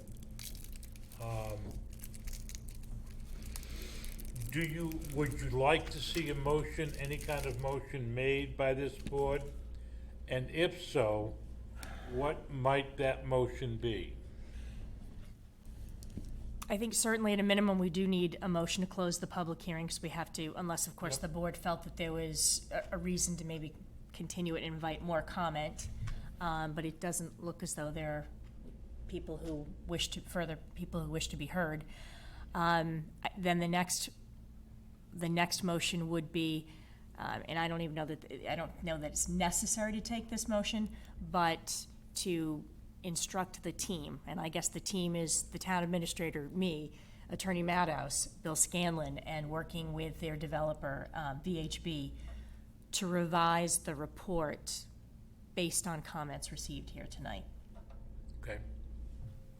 Okay, Jonathan, go ahead. Before we close the hearing, there's one point that I wanted to make, because I've heard some feedback about this. Designating a TIF district has no impact on the current property owners. It gives us the ability and Webster the ability to simply enter into a TIF for, future development and so forth. So I think that's a very important point that people need to understand. Do you have an example of that? Like, we're not gonna throw people out of their houses, is that what you mean, or? Well, I've heard that too, but there's no, we're definitely not taking people's land and throwing them out of their houses. I'm not sure where that ever came from. I don't know either. But the second element of that is, all this does really is, now people own a piece of property that's in a TIF district, which means that if they wanted to sell it to a developer, they can say, this piece of property that I'd like to sell to you is in a TIF district, which may be more attractive for the sale of the property, and give either Webster or Dudley the ability to enter into a TIF agreement. And in doing so, talk about betterments along that TIF piece of property, like Mr. Joseph was talking about along the river walkway and so forth. So there's a lot of incorrect information that, gets shot across, and I think it's important that we do everything we can to answer every question that's asked publicly, face and name, and try to, straighten out that which is incorrect, and those things that might be, baseless. No, good point. Okay. Thank you. Through the chair, I have a question, actually two questions for town council. When you were just discussing the TIF agreement and how it would work, you said that there is the possibility that the town could revoke the TIF agreement.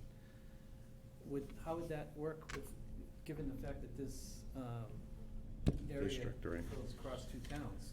Could the town of Dudley just revoke it on a property that's in Dudley?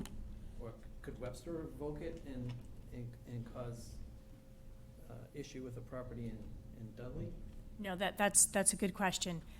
No. Obviously, if even the agreements that we enter into on behalf of Dudley's negotiating their own TIF agreements, Webster's going to negotiate their own TIF agreements. The only thing that Dudley could revoke in terms of an agreement are agreements issued to property owners in Dudley. Same thing with Webster. But if we were looking at revoking the entire zone, since this is a regional zone, it would require both towns to vote to revoke the zone, just like creation of the zone requires both towns to vote. Thank you. And my other question is, if this is approved, this zone, I think it was mentioned that there was 60 or 61 properties in this zone. They're all eligible regardless? Yes. Okay. They'd all be eligible for a TIF agreement if they had some sort of development project that they wanted to bring forward.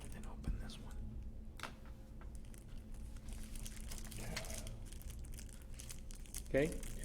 Any other questions, guys? Planning board or the audience, board members?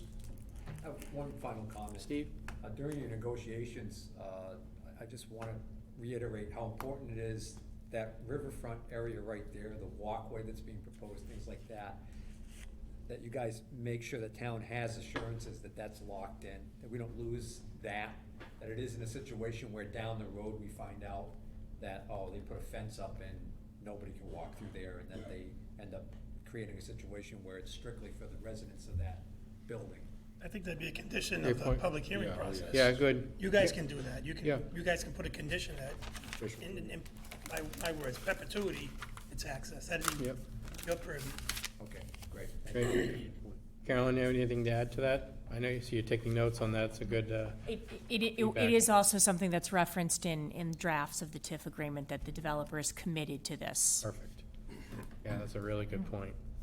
I just meant to check one more Mr. thing. Sullivan? When Attorney Murray was talking about the TIF, at the end of 20 years, they absolutely have to pay their full share. Any negotiated TIF, the last couple of years leading up to the 20th year, whatever the scale is, the scale could be 100 at that point.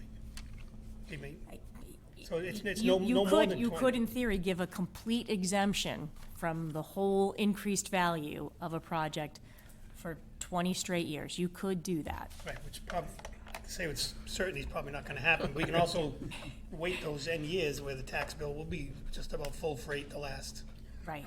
on paper. What?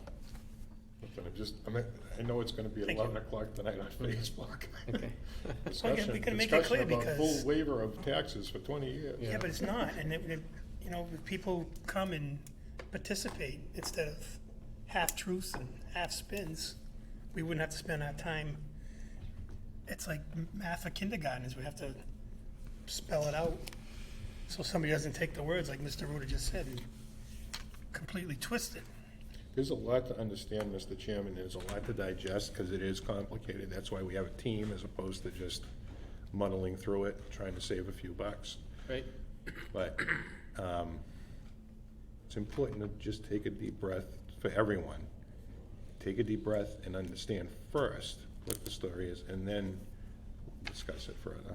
Because it could cause, there's a lot of work that went into this, so for it to, for something to fail erroneously based on something that, something that's completely baseless is just, it's a complete waste of taxpayers' money and time.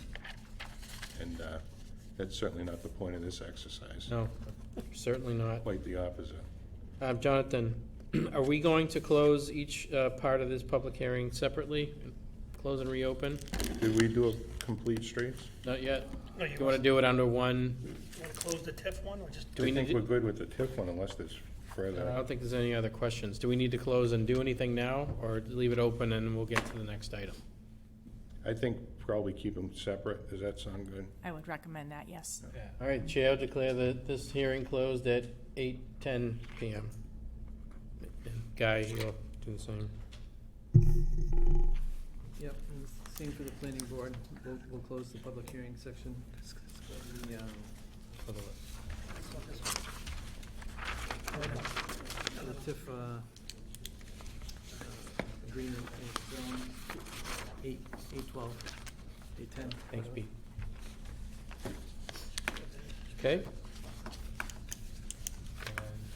Did you open the other one? I was talking to Steve. Okay. I'm gonna open the second one at 8:11 PM. Board will open the complete streets public hearing at 8:11. Okay, thank you. Jonathan, kick us off. Mr. Chairman, I'll I'm actually gonna dump this on Bill Scanlon. Okay, Mr. Scanlon? Thank you. The purpose of the meeting tonight is to have a public hearing on the Complete Streets Plan. As you know, the planning board worked on a Complete Streets policy, spent a couple of meetings on it, and sent it to the Board of Selectmen, and you approved and endorsed that Complete Streets policy. That made Dudley eligible for a grant from DOT to do a Complete Streets prioritization plan. We were able to hire the Central Mass Regional Planning Commission to prepare that plan at no cost to the town, which is the document that you have in front of you. The point of the program is to take streets which maybe were designed to just speed traffic through as quickly as possible, to calm the traffic, to open them up for pedestrian activity, bicycles, folks in wheelchairs, things of that sort, to make the streets a more usable and fun place to be. So the Complete Streets Plan was prepared with considerable input from the planning board with the staff of the CMRPC. And the plan identifies a series of actions of a number of streets in town that the board believes would benefit from this program. There's another tier to this program called Tier 3, where the town can apply for construction funding to implement ideas excuse me, on this list. So we have a deadline of October 1st to submit an application, so we are under a tight time frame. But all of the items on this list are very worthwhile, and the point of the hearing is to solicit input from the public on this plan and identify items which should perhaps move up to the top of the list and take one or more of these projects and apply for funding. So we were talking to the highway superintendent, Jeff Murray, about a potential idea.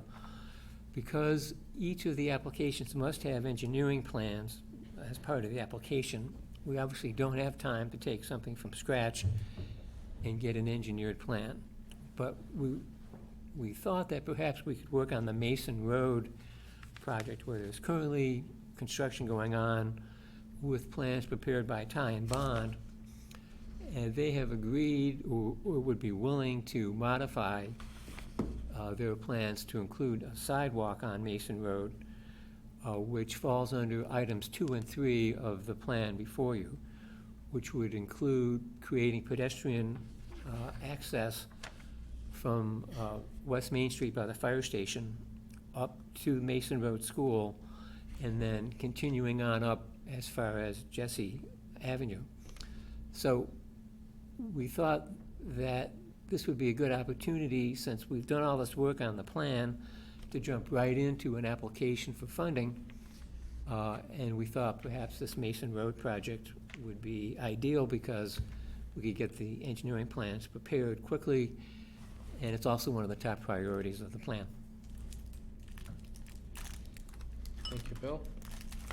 Mr. Chairman, I Mr. share that recommendation. You do. There's no benefit for us to delay. There's no benefit for us not to take advantage, to the ongoing infrastructure improvements that are on Mason Road. It falls within the priority list.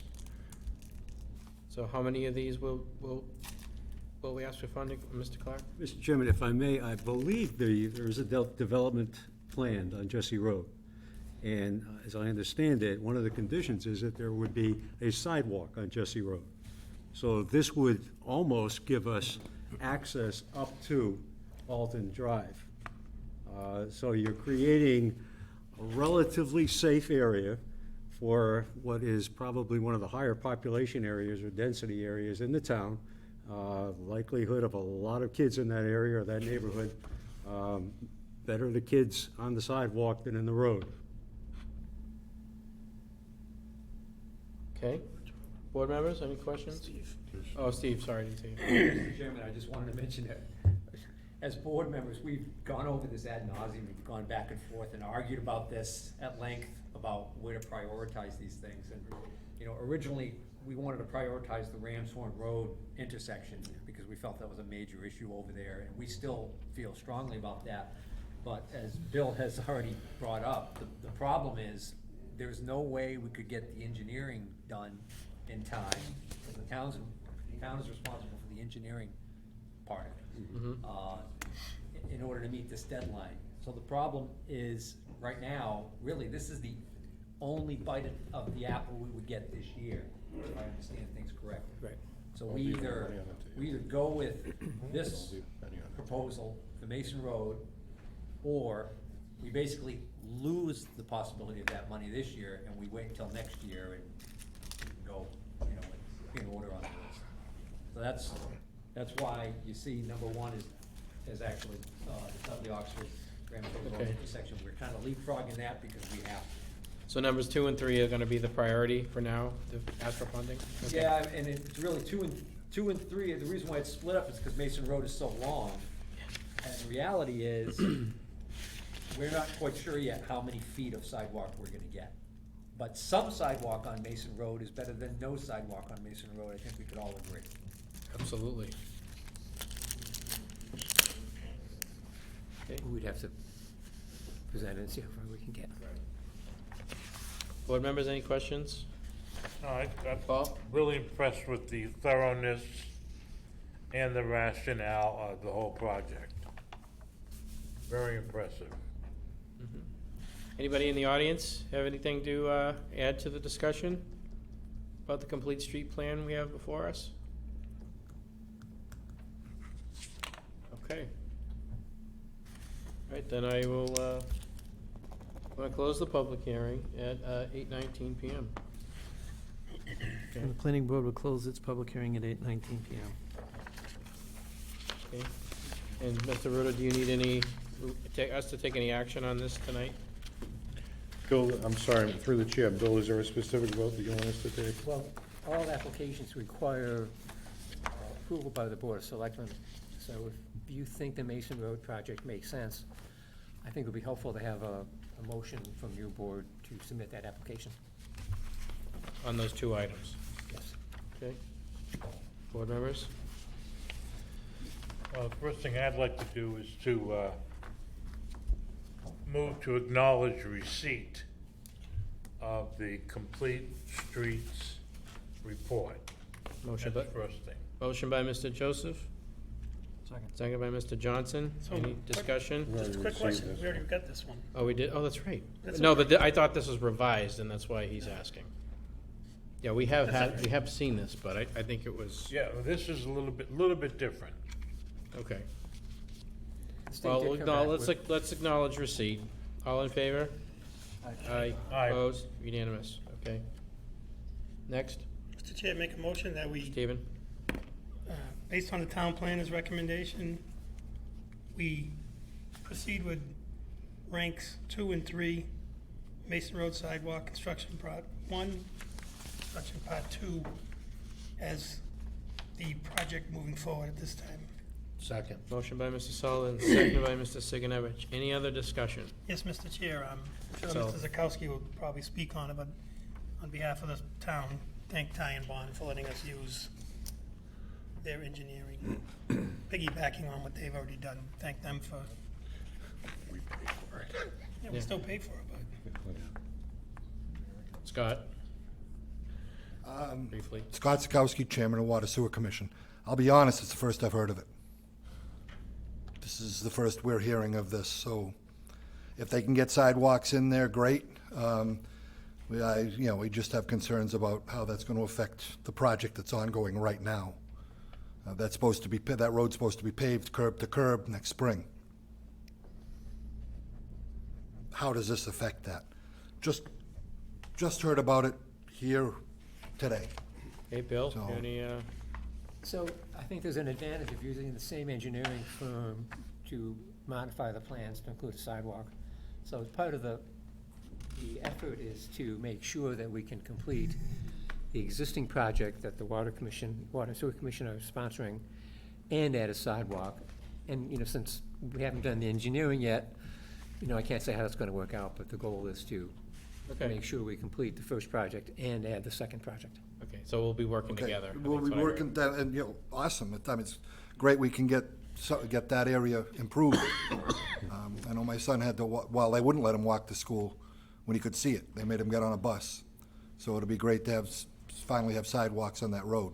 But it was just, where did it, you know, that just came right out of the dark for us. It's But in the light now, Good deal. Mr. Sikowski. It's in the light. That's Steve. great. I just want, in deference to Mr. Zakowski, the reason why he's just hearing about it now is because this was a last minute thing. We wanted to try and get something done. We wanted to go with number one, which was Ramshawn Road intersection.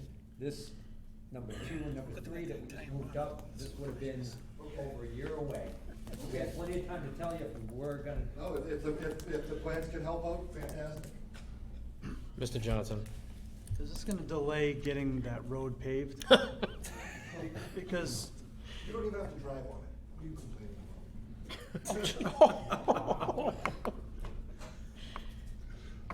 about? I'd want to come visit you. So we have a project that's ongoing that needs to be complete. It would've been nice to have that done this year.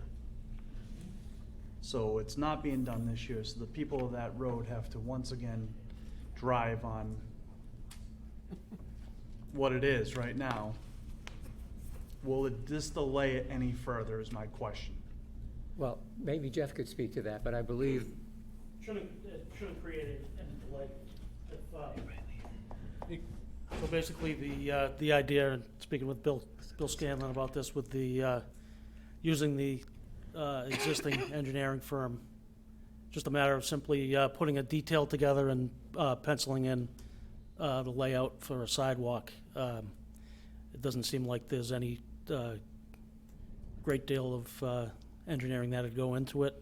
They've agreed to take a look at it and kind of do the work pro bono to get us to the application point, and then once the work takes place, it shouldn't delay the project at all. So assuming that we're successful in getting the grant money. Mr. Johnson. That's great, because people over there are chomping at the bit for. Oh, I know. Right, and so, you know, everyone's gonna be happy about public safety, but getting the two together at the same time, that's good planning, I guess you could say. So, you know, thank you for looking at it. And agreed, it was kind of a last minute thing that the planning board was, you know, they had some discussions about this. And I had presented the bill that, you know, maybe to expedite the thing. I was ready to come talk to you guys a month ago. Well, again, to expedite the process, to have the existing engineer that already has a full set of engineered drawings in there for the water project, and their willingness to assist us in the application process would help us serve a dual purpose. Mr. Chairman, if I may. Mr. Clark. From what I'm hearing, this sounds like the best opportunity, and I would ask, if not now, when? Kind of like the mill. Completely agree, kind of like everything else we talked about, right? Yep. Okay, so. Did we vote on it? You have a Any other motion and a discussion? second. We didn't vote. We were discussion. All right, no other discussion, let's call it to a vote, all in favor? Aye. Opposed, unanimous. Good job, planning board, putting that together, thank you guys. Good job to everybody. All right, let's move on to new business. We have, recessing together. we have Tri-County Dinner. Club Estates, Jim Haynes, the developer. Jim here tonight? Come on up. And they have a request to name roads in Country Club Estates, Country Club Boulevard, and Par 5 Lane per Chapter 257, Streets and Sidewalks, Article 2, Section 257-13 of the Dudley General Bylaws. Jim, oh, Excuse me, Mr. Chairman, could I just announce that the Yep. planning board is, we're going into room 315 to continue our meeting in there. okay, Thank you. thank you, planning board, Thank you guys for appreciate your coming in. time, thank you. Nice to see four is here. Yeah, nice to see, yeah. And the planner. And the- No fifth?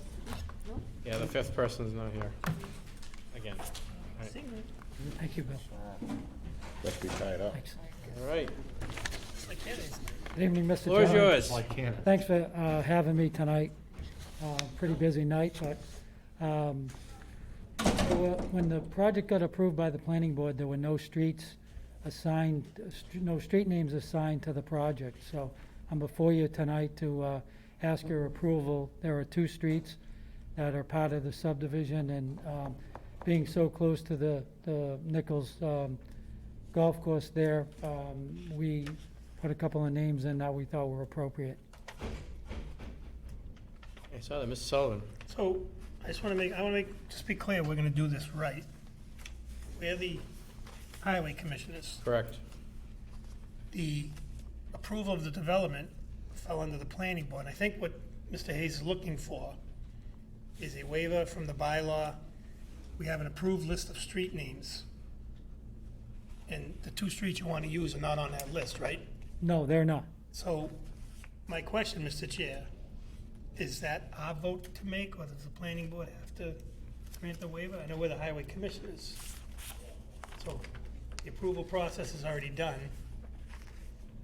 Again, here we go through the old, Let's look at we got the bylaw right here, make sure we get it right. right, Highway Commissioner shall be responsible for approving all proposed street names in the town of Dudley. The naming of any street shall be approved by the Highway Commissioners prior to an approval of a subdivision or the issuance of a house number.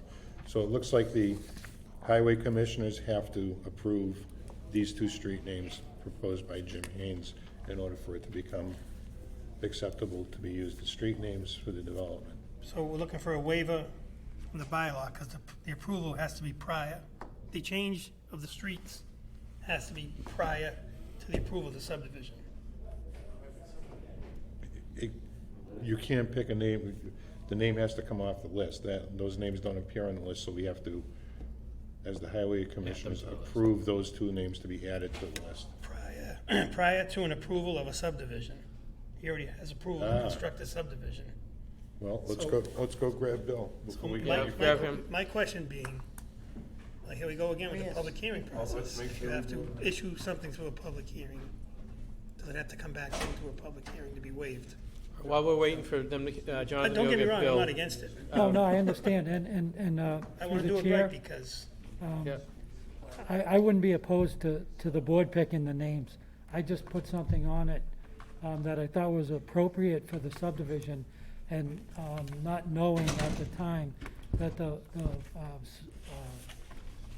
selectmen had to approve the names. So I wouldn't be opposed if the board decided to choose a couple of names, and I would go with that.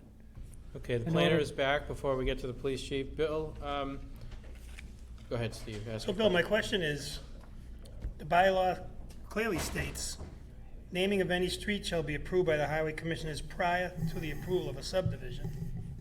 Planning board already gave approval to that subdivision, right? Obviously, they're building. So, my question is it more, does he have to go to you folks first to change, because it's on his definitive plan? The plan did not have any street names on it. So- The planning board approved it. So they approved it without any names on the street? Yes.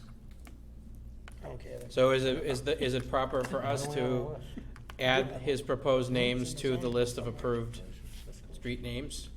Is that what we are being asked to do? Well, I believe that list, there was a committee that was created to come up with a list of street names, but the bylaw was amended, and that requirement was eliminated.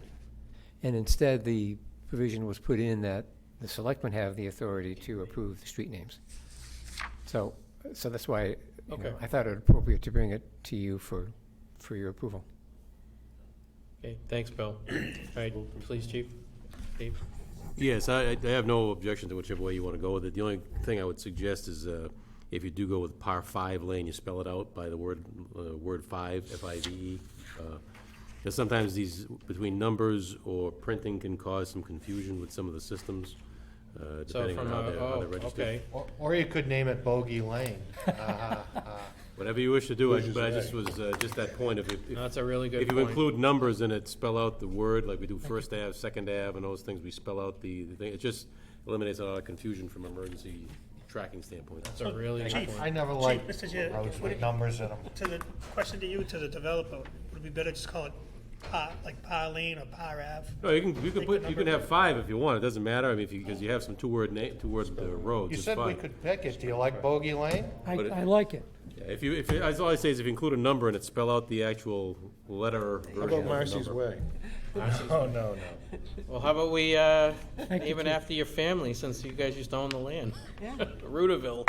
Marcy's Way is a wonderful- Brutal Yeah, Lane. there's enough of that. Who just dump? Rudist Dump. Yeah, we're just done. George, you had comment on this? I saw you had. Well, my thing was, is right now, as far as we're aware of, it was a private road. I don't know if you guys needed to even do this on a private road. But Well, you now do- I'm hearing that possibly because they approved road, that changes the avenue here a little bit. So It's that's, not gonna that's be, a little it confusing. can't be approved. No, if I may, Mr. I think Chairman. it's for 911. Right, so it's for enhanced 911, I think. You have to name it. Yeah, we have to name it, otherwise we can't have like Fire Lane 2 and Fire Lane 3. Like up in Maine. Yeah, like up in Maine, exactly. Fire Break Road 1. Mr. Chair, Mr. Sullivan. I guess Mr. Scanlon clarified, I don't care, I didn't approve the subdivision. I like Kerry's suggestion, if the developer doesn't mind, I'd like to make a motion that we grant Mr. Hayes, Country Club, was it, not Country Club Country Club Estates? Boulevard, Yeah, what's it called, what's the project called? Country Club Estates. Yeah, Country Club Estates, the right to name Country Club Boulevard and Bogey Lane. Just Second. It's just we take the number out of it, and then it's That's simpler for these perfectly guys good to with show me. up if they need to. Yeah. Second. That's a terrible name. That's a terrible name, I'm sorry.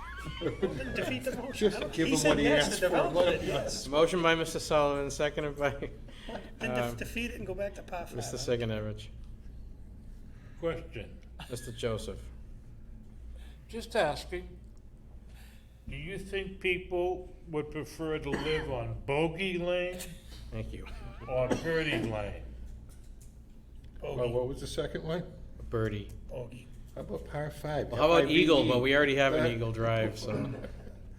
How about Hole in That one's One not Lane? approved. Well, I understand why not having the number 5, par 5 Yeah. in there. But is it up to us to, I mean, their marketing, I checked the real Well, estate. You know, after thinking about that, Mr. Chairman. It's already out there. Oh, then you know what, I withdraw my motion. can you talk? Oh.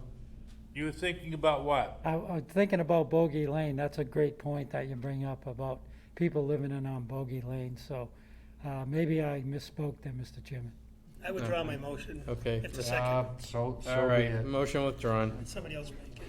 What do we do now? Go back to his original request. Just- And grant it. But this- Second. what- That wasn't a motion. Yes, it was. All right, motion by Mr. Sullivan, seconded by Mr. Sigenovich. With the caveat, spell out 5. Yeah, par 5. I All right, will FIVE. agree with that as the Say second. again, Par 5, FIVE, instead of the number Instead of the 5. number. spelling it out. Yes. Okay, I'm better with that. Okay, all in favor? Aye. Aye. Well, unanimous. Thanks Sorry a for lot. that, that was, but, nice to meet you. We're just stretching our legs. I have a that's question. all. It's always the same. Someone asked me, actually, because people looking, the housing stock is low, like, you actually have to be verified 55 to buy one of those? Okay. All right, thank you. You're out. No, thanks. Yeah. No, My you're wife used to call it 55. nuts. All right, let's I'm go. in. All right, next, trick or treat, date and time. We have to pick a time. Actually, I think we had a question on Facebook Messenger for the town a couple weeks ago. It was like the earliest anybody's ever asked, police chief. Mr. Chairman, I asked the police chief, you usually do it on the same day as Webster, and he has I Has put the this as dates? a place marker, and he told me the date and time, and I forgot, so. Well, we're gonna do it on actual Halloween again, That's what I October said. 31st, Sunday the 31st, from 5 to 7. There you go. 5 to 7. Well, let's get that out Is on that a Sunday, Facebook. chief? That's a Sunday, yes. Why don't we do it 4 to 6 when it's still daylight? If it's a Webster. Sunday. Well, I usually go then because I think the clocks don't go back until like the first week of November now, or somewhere in November, so we're still kind of in that frame where the early hours are still, between 5 and 6 is still enough light for the young kids, and then after 6 till 7, it's darker for everybody else. so. 2 hours? So Sunday, October 31st, 5 PM to 7 PM. So moved.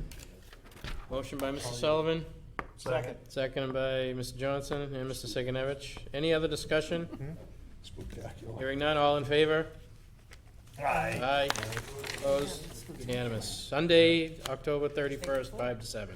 Let's get that out on, The Thursday before is the spectacular. Michelle, let's get that out on the signboard and on You bet. Facebook. Do you have to do it now? Not now, but I just, We'll take care of it. Maybe I like the know, week before. people are getting nervous, they wanna know. This is gonna be the spectacular. Don't you worry. Spooktacular? That's gonna be on Thursday. That's gonna be on Thursday, the 28th. Thursday, the We talked to 28th. the Great Pumpkin that runs it. Well, no, I have a team. We have a whole patch. Okay, We next have a is, patch of pumpkins. All right, it's late. next we have a special town meeting, item C, October 25th, 2021. Mr. Ruda?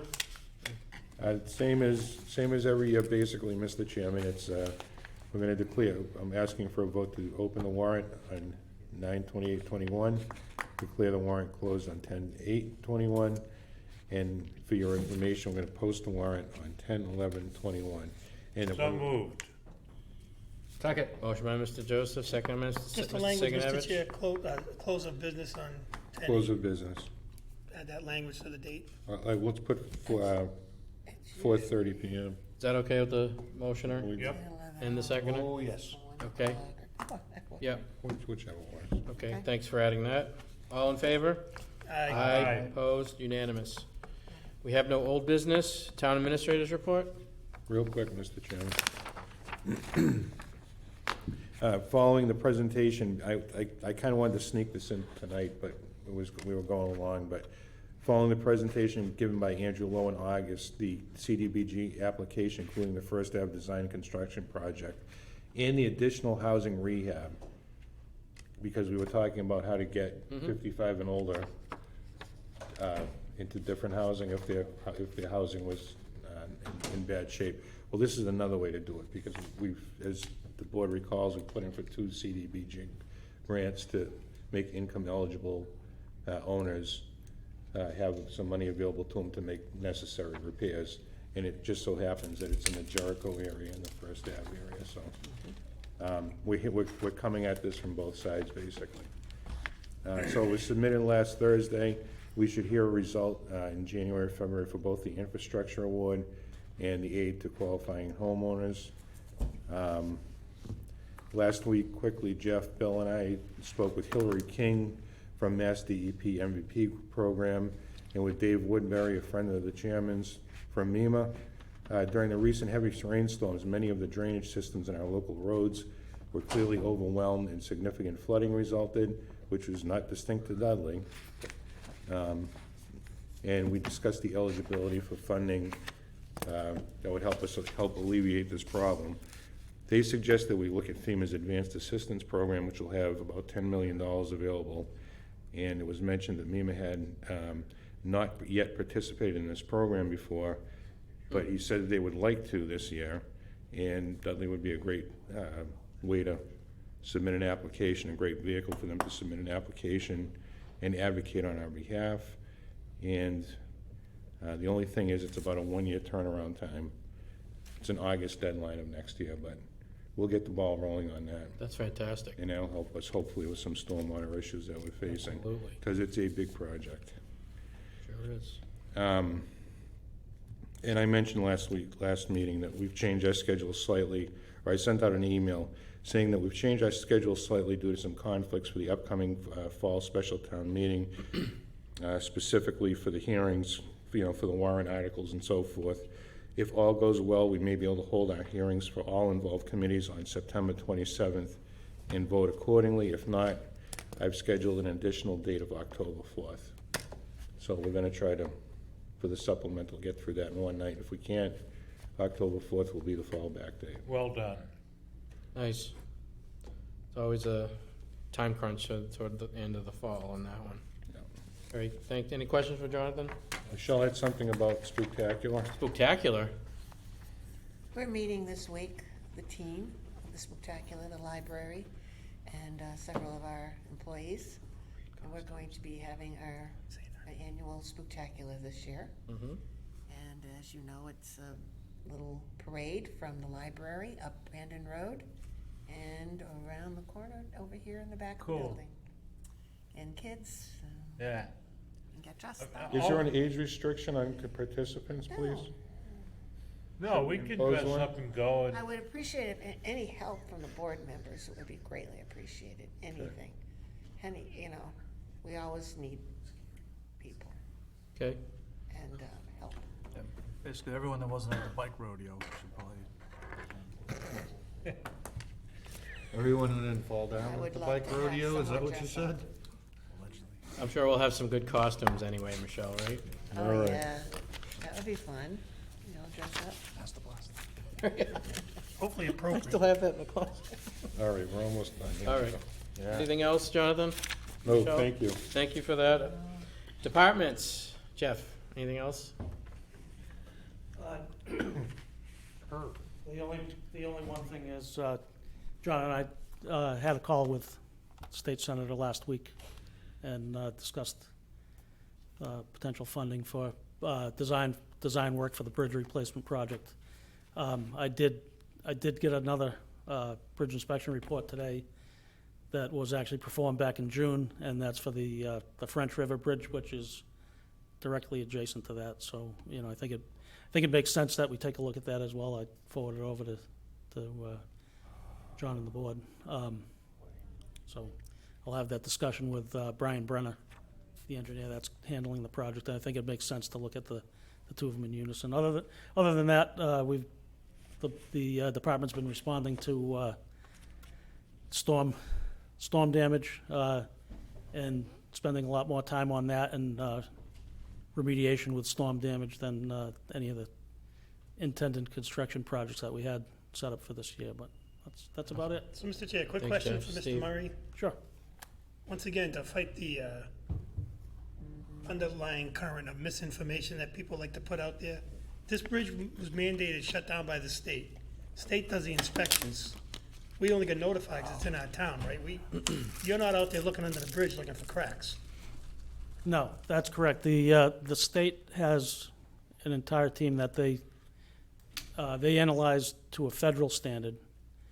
They do these on a routine basis, and then they submit the results to us. And what happened with the Mill Race Bridge, they basically very rapidly degraded the condition of the report, or the condition of the bridge.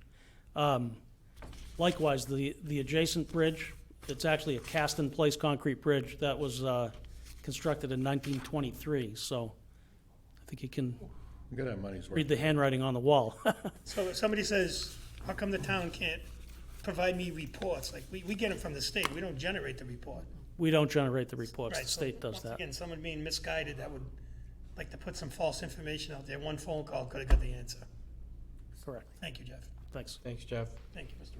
Ruda. Steve, anything else? We should have a whole thing on. Just a couple quick items, Mr. Chairman. Got approval, our drug take-back will be again in October 23rd, 9 to 1. We'll do the drug take-back. So again, we have the kiosk here at all too, so if anybody has anything to drop off, you can just drop it off there anytime. But Saturday, October 23rd, 9 to 1. Just two events from the weekend I'd let the board know about. The bike rodeo, the Board of Health, kudos to the Board of Health, the health nurse, the Boy Scouts Fire Department, really everybody helped out with that back here. It was, they were looking to do that. We had done those a few years back and hadn't done them for a while, so it was a pretty successful event. So they're looking to do that again for next year. And Keith Remillard and Louis Pacheco from our department also worked with Phil Megas, and the school held a car show yesterday to benefit Officer Familia from Worcester, who had passed away back in January in a line of duty. So it was the first time they had done it, and it was a huge success for them. They had between 80 and 90 vehicles up there. If anybody had a chance to see any of the pictures or go up there, it was really quite a show. But they did a great job with it, so look to get that going next year. I think all told, they raised around $4,700, I think it was, for that charity. So that'd be about it for now. Thank you. Thank you, Chief. George, anything?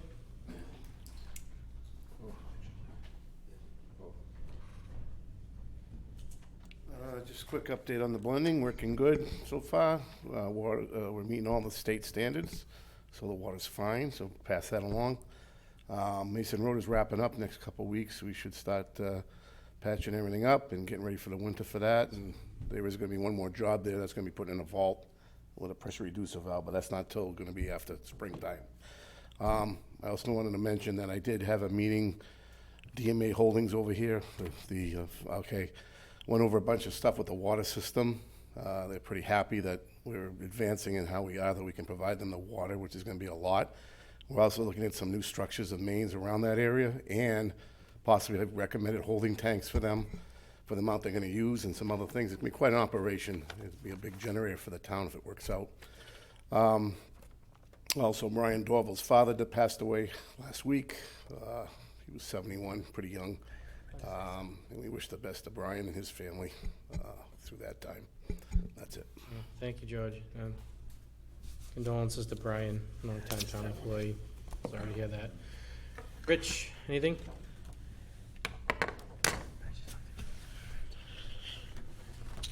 Good evening, thank you. September 20th, water sewer bills are due. I always bring just joy and rainbows. Unicorn will be behind me, nothing but great things. On a positive note, we're gonna have Medicare rates coming up for your next meeting, give or take. Fingers crossed, we're on a better trend than our neighbors are. Look for that. Few loss control items, at least in the fall. Remember, we switched over from one insurance company to another. Their real focus is next year's renewal, and everything we can do today demonstrates our commitment to loss control. Fewer claims filed, lower premiums, all of the things being given. Appreciate everything that everybody went through tonight. There's a lot to go through. Hopefully it's a lot of good information going out. I think I agree with everybody sitting up there. Everybody wants to look at a piece of paper as opposed to the speculation, and I think you're well on your way to delineating everything and making sure that a good decision is made. I won't ramble beyond that. Have a good night. Thank you. Thank you. Thanks, Rich. All right, board member comments? Paul? No. Nothing? Nope. He's good. Carrie? Yeah, it was good to see so many people in the meeting room for a change. So many new faces hadn't seen before. Other than that, social media is both the curse and the gift. Thank you. Okay, Stephen? Mr. Chair, I just want to piggyback on George, and I know we usually do it at the beginning of the meeting, and there was no intentional snub on Brian. Tough time for the Dorval family. His father was only 71.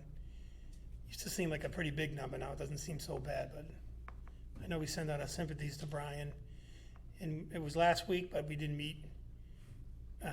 September 11th went by the 20th anniversary. Almost 3,000 dead. Countless others suffered afterwards. Cancer. Complete. It's the Pearl Harbor of our generation. I mean, we're not going to talk about it until we die. And if anything good comes out of it, which I doubt the way things are going, but it was a different time back then. The whole country kind of pulled together when that happened. Didn't matter if you were red, blue, purple, indifferent. I'd like to see stuff like that again. I mean, cooperative effort, people just working for the greater good. But September 11th was a watershed moment. Thank you, Mr. Sullivan. Mr. Johnson? To echo what Kerry said, thank you. We had a number of people here interested in understanding what the TIF was all about. Some good questions. Sounds like the planning board has a number of items they want to resolve, so they'll be working through that. Condolences to Mr. Dorval, loss of his father. I think of September 11th. I look at how we move forward, and when I'm thinking about all those lost souls, I try to focus on how can we do better, and if you could think about how you could help the person to the left or right of you, or go volunteer at some event, and do some good in the world. There's plenty of bad that happens, so we control whether or not we can do good. So more of that. Yep. Well said, Mr. Johnson. Yeah, well said. And, you know, and for me, you know, finally seeing some of these economic development projects that have, you know, had so much effort, time, work put in by all the different team members, and, you know, some of these things are coming to, they're real and tangible to be put in front of people to view and see that, you know, we're serious when we mean, you know, we want to move Dudley forward and, you know, bring some good and you know, make it a nicer place to live. You know, and it just, I'm going to leave you all with a quote, one of my favorite quotes, and it's from The Lorax, which is a Dr. Seuss book. If you've never seen it, I'm talking about the original one. There was also a remake, but the Onceler said, "Unless someone like you cares a whole awful lot, nothing is going to get better. It's not." Okay? Think about that. All right. Mr. Joseph, would you like to move us into executive? Because you're so good at it. No, I'm still thinking about Dr. Seuss quote. The Lorax? Oh, you'll do it. Yeah, Oh, yeah, oh, great to it. that's deep. No. That's why I'm sitting here, because I Yeah. care a whole awful lot. I can read it if you want. Go ahead, Kerry. I make a motion that we convene into executive session under Mass General Law, Chapter 38, subsection 21A1, to discuss the complaint against an employee highway. And also to convene into executive session under Mass General Law, Chapter 38, subsection 21A6, to consider the value of real property, as the chair now declares that an open meeting may have detrimental effect on the negotiating position of the town, Stevens Mill redevelopment project, and not to convene into open session. Second. Motion by Mr. Sigenovich, seconded by Mr. Joseph. Roll call vote, please. Terry Sigenovich, aye. Paul Joseph, aye. Stephen Sullivan, aye. Jay Johnson, aye. John Marcy, aye. Thank you, everybody. Have a great night. Good night. Take care. Take care.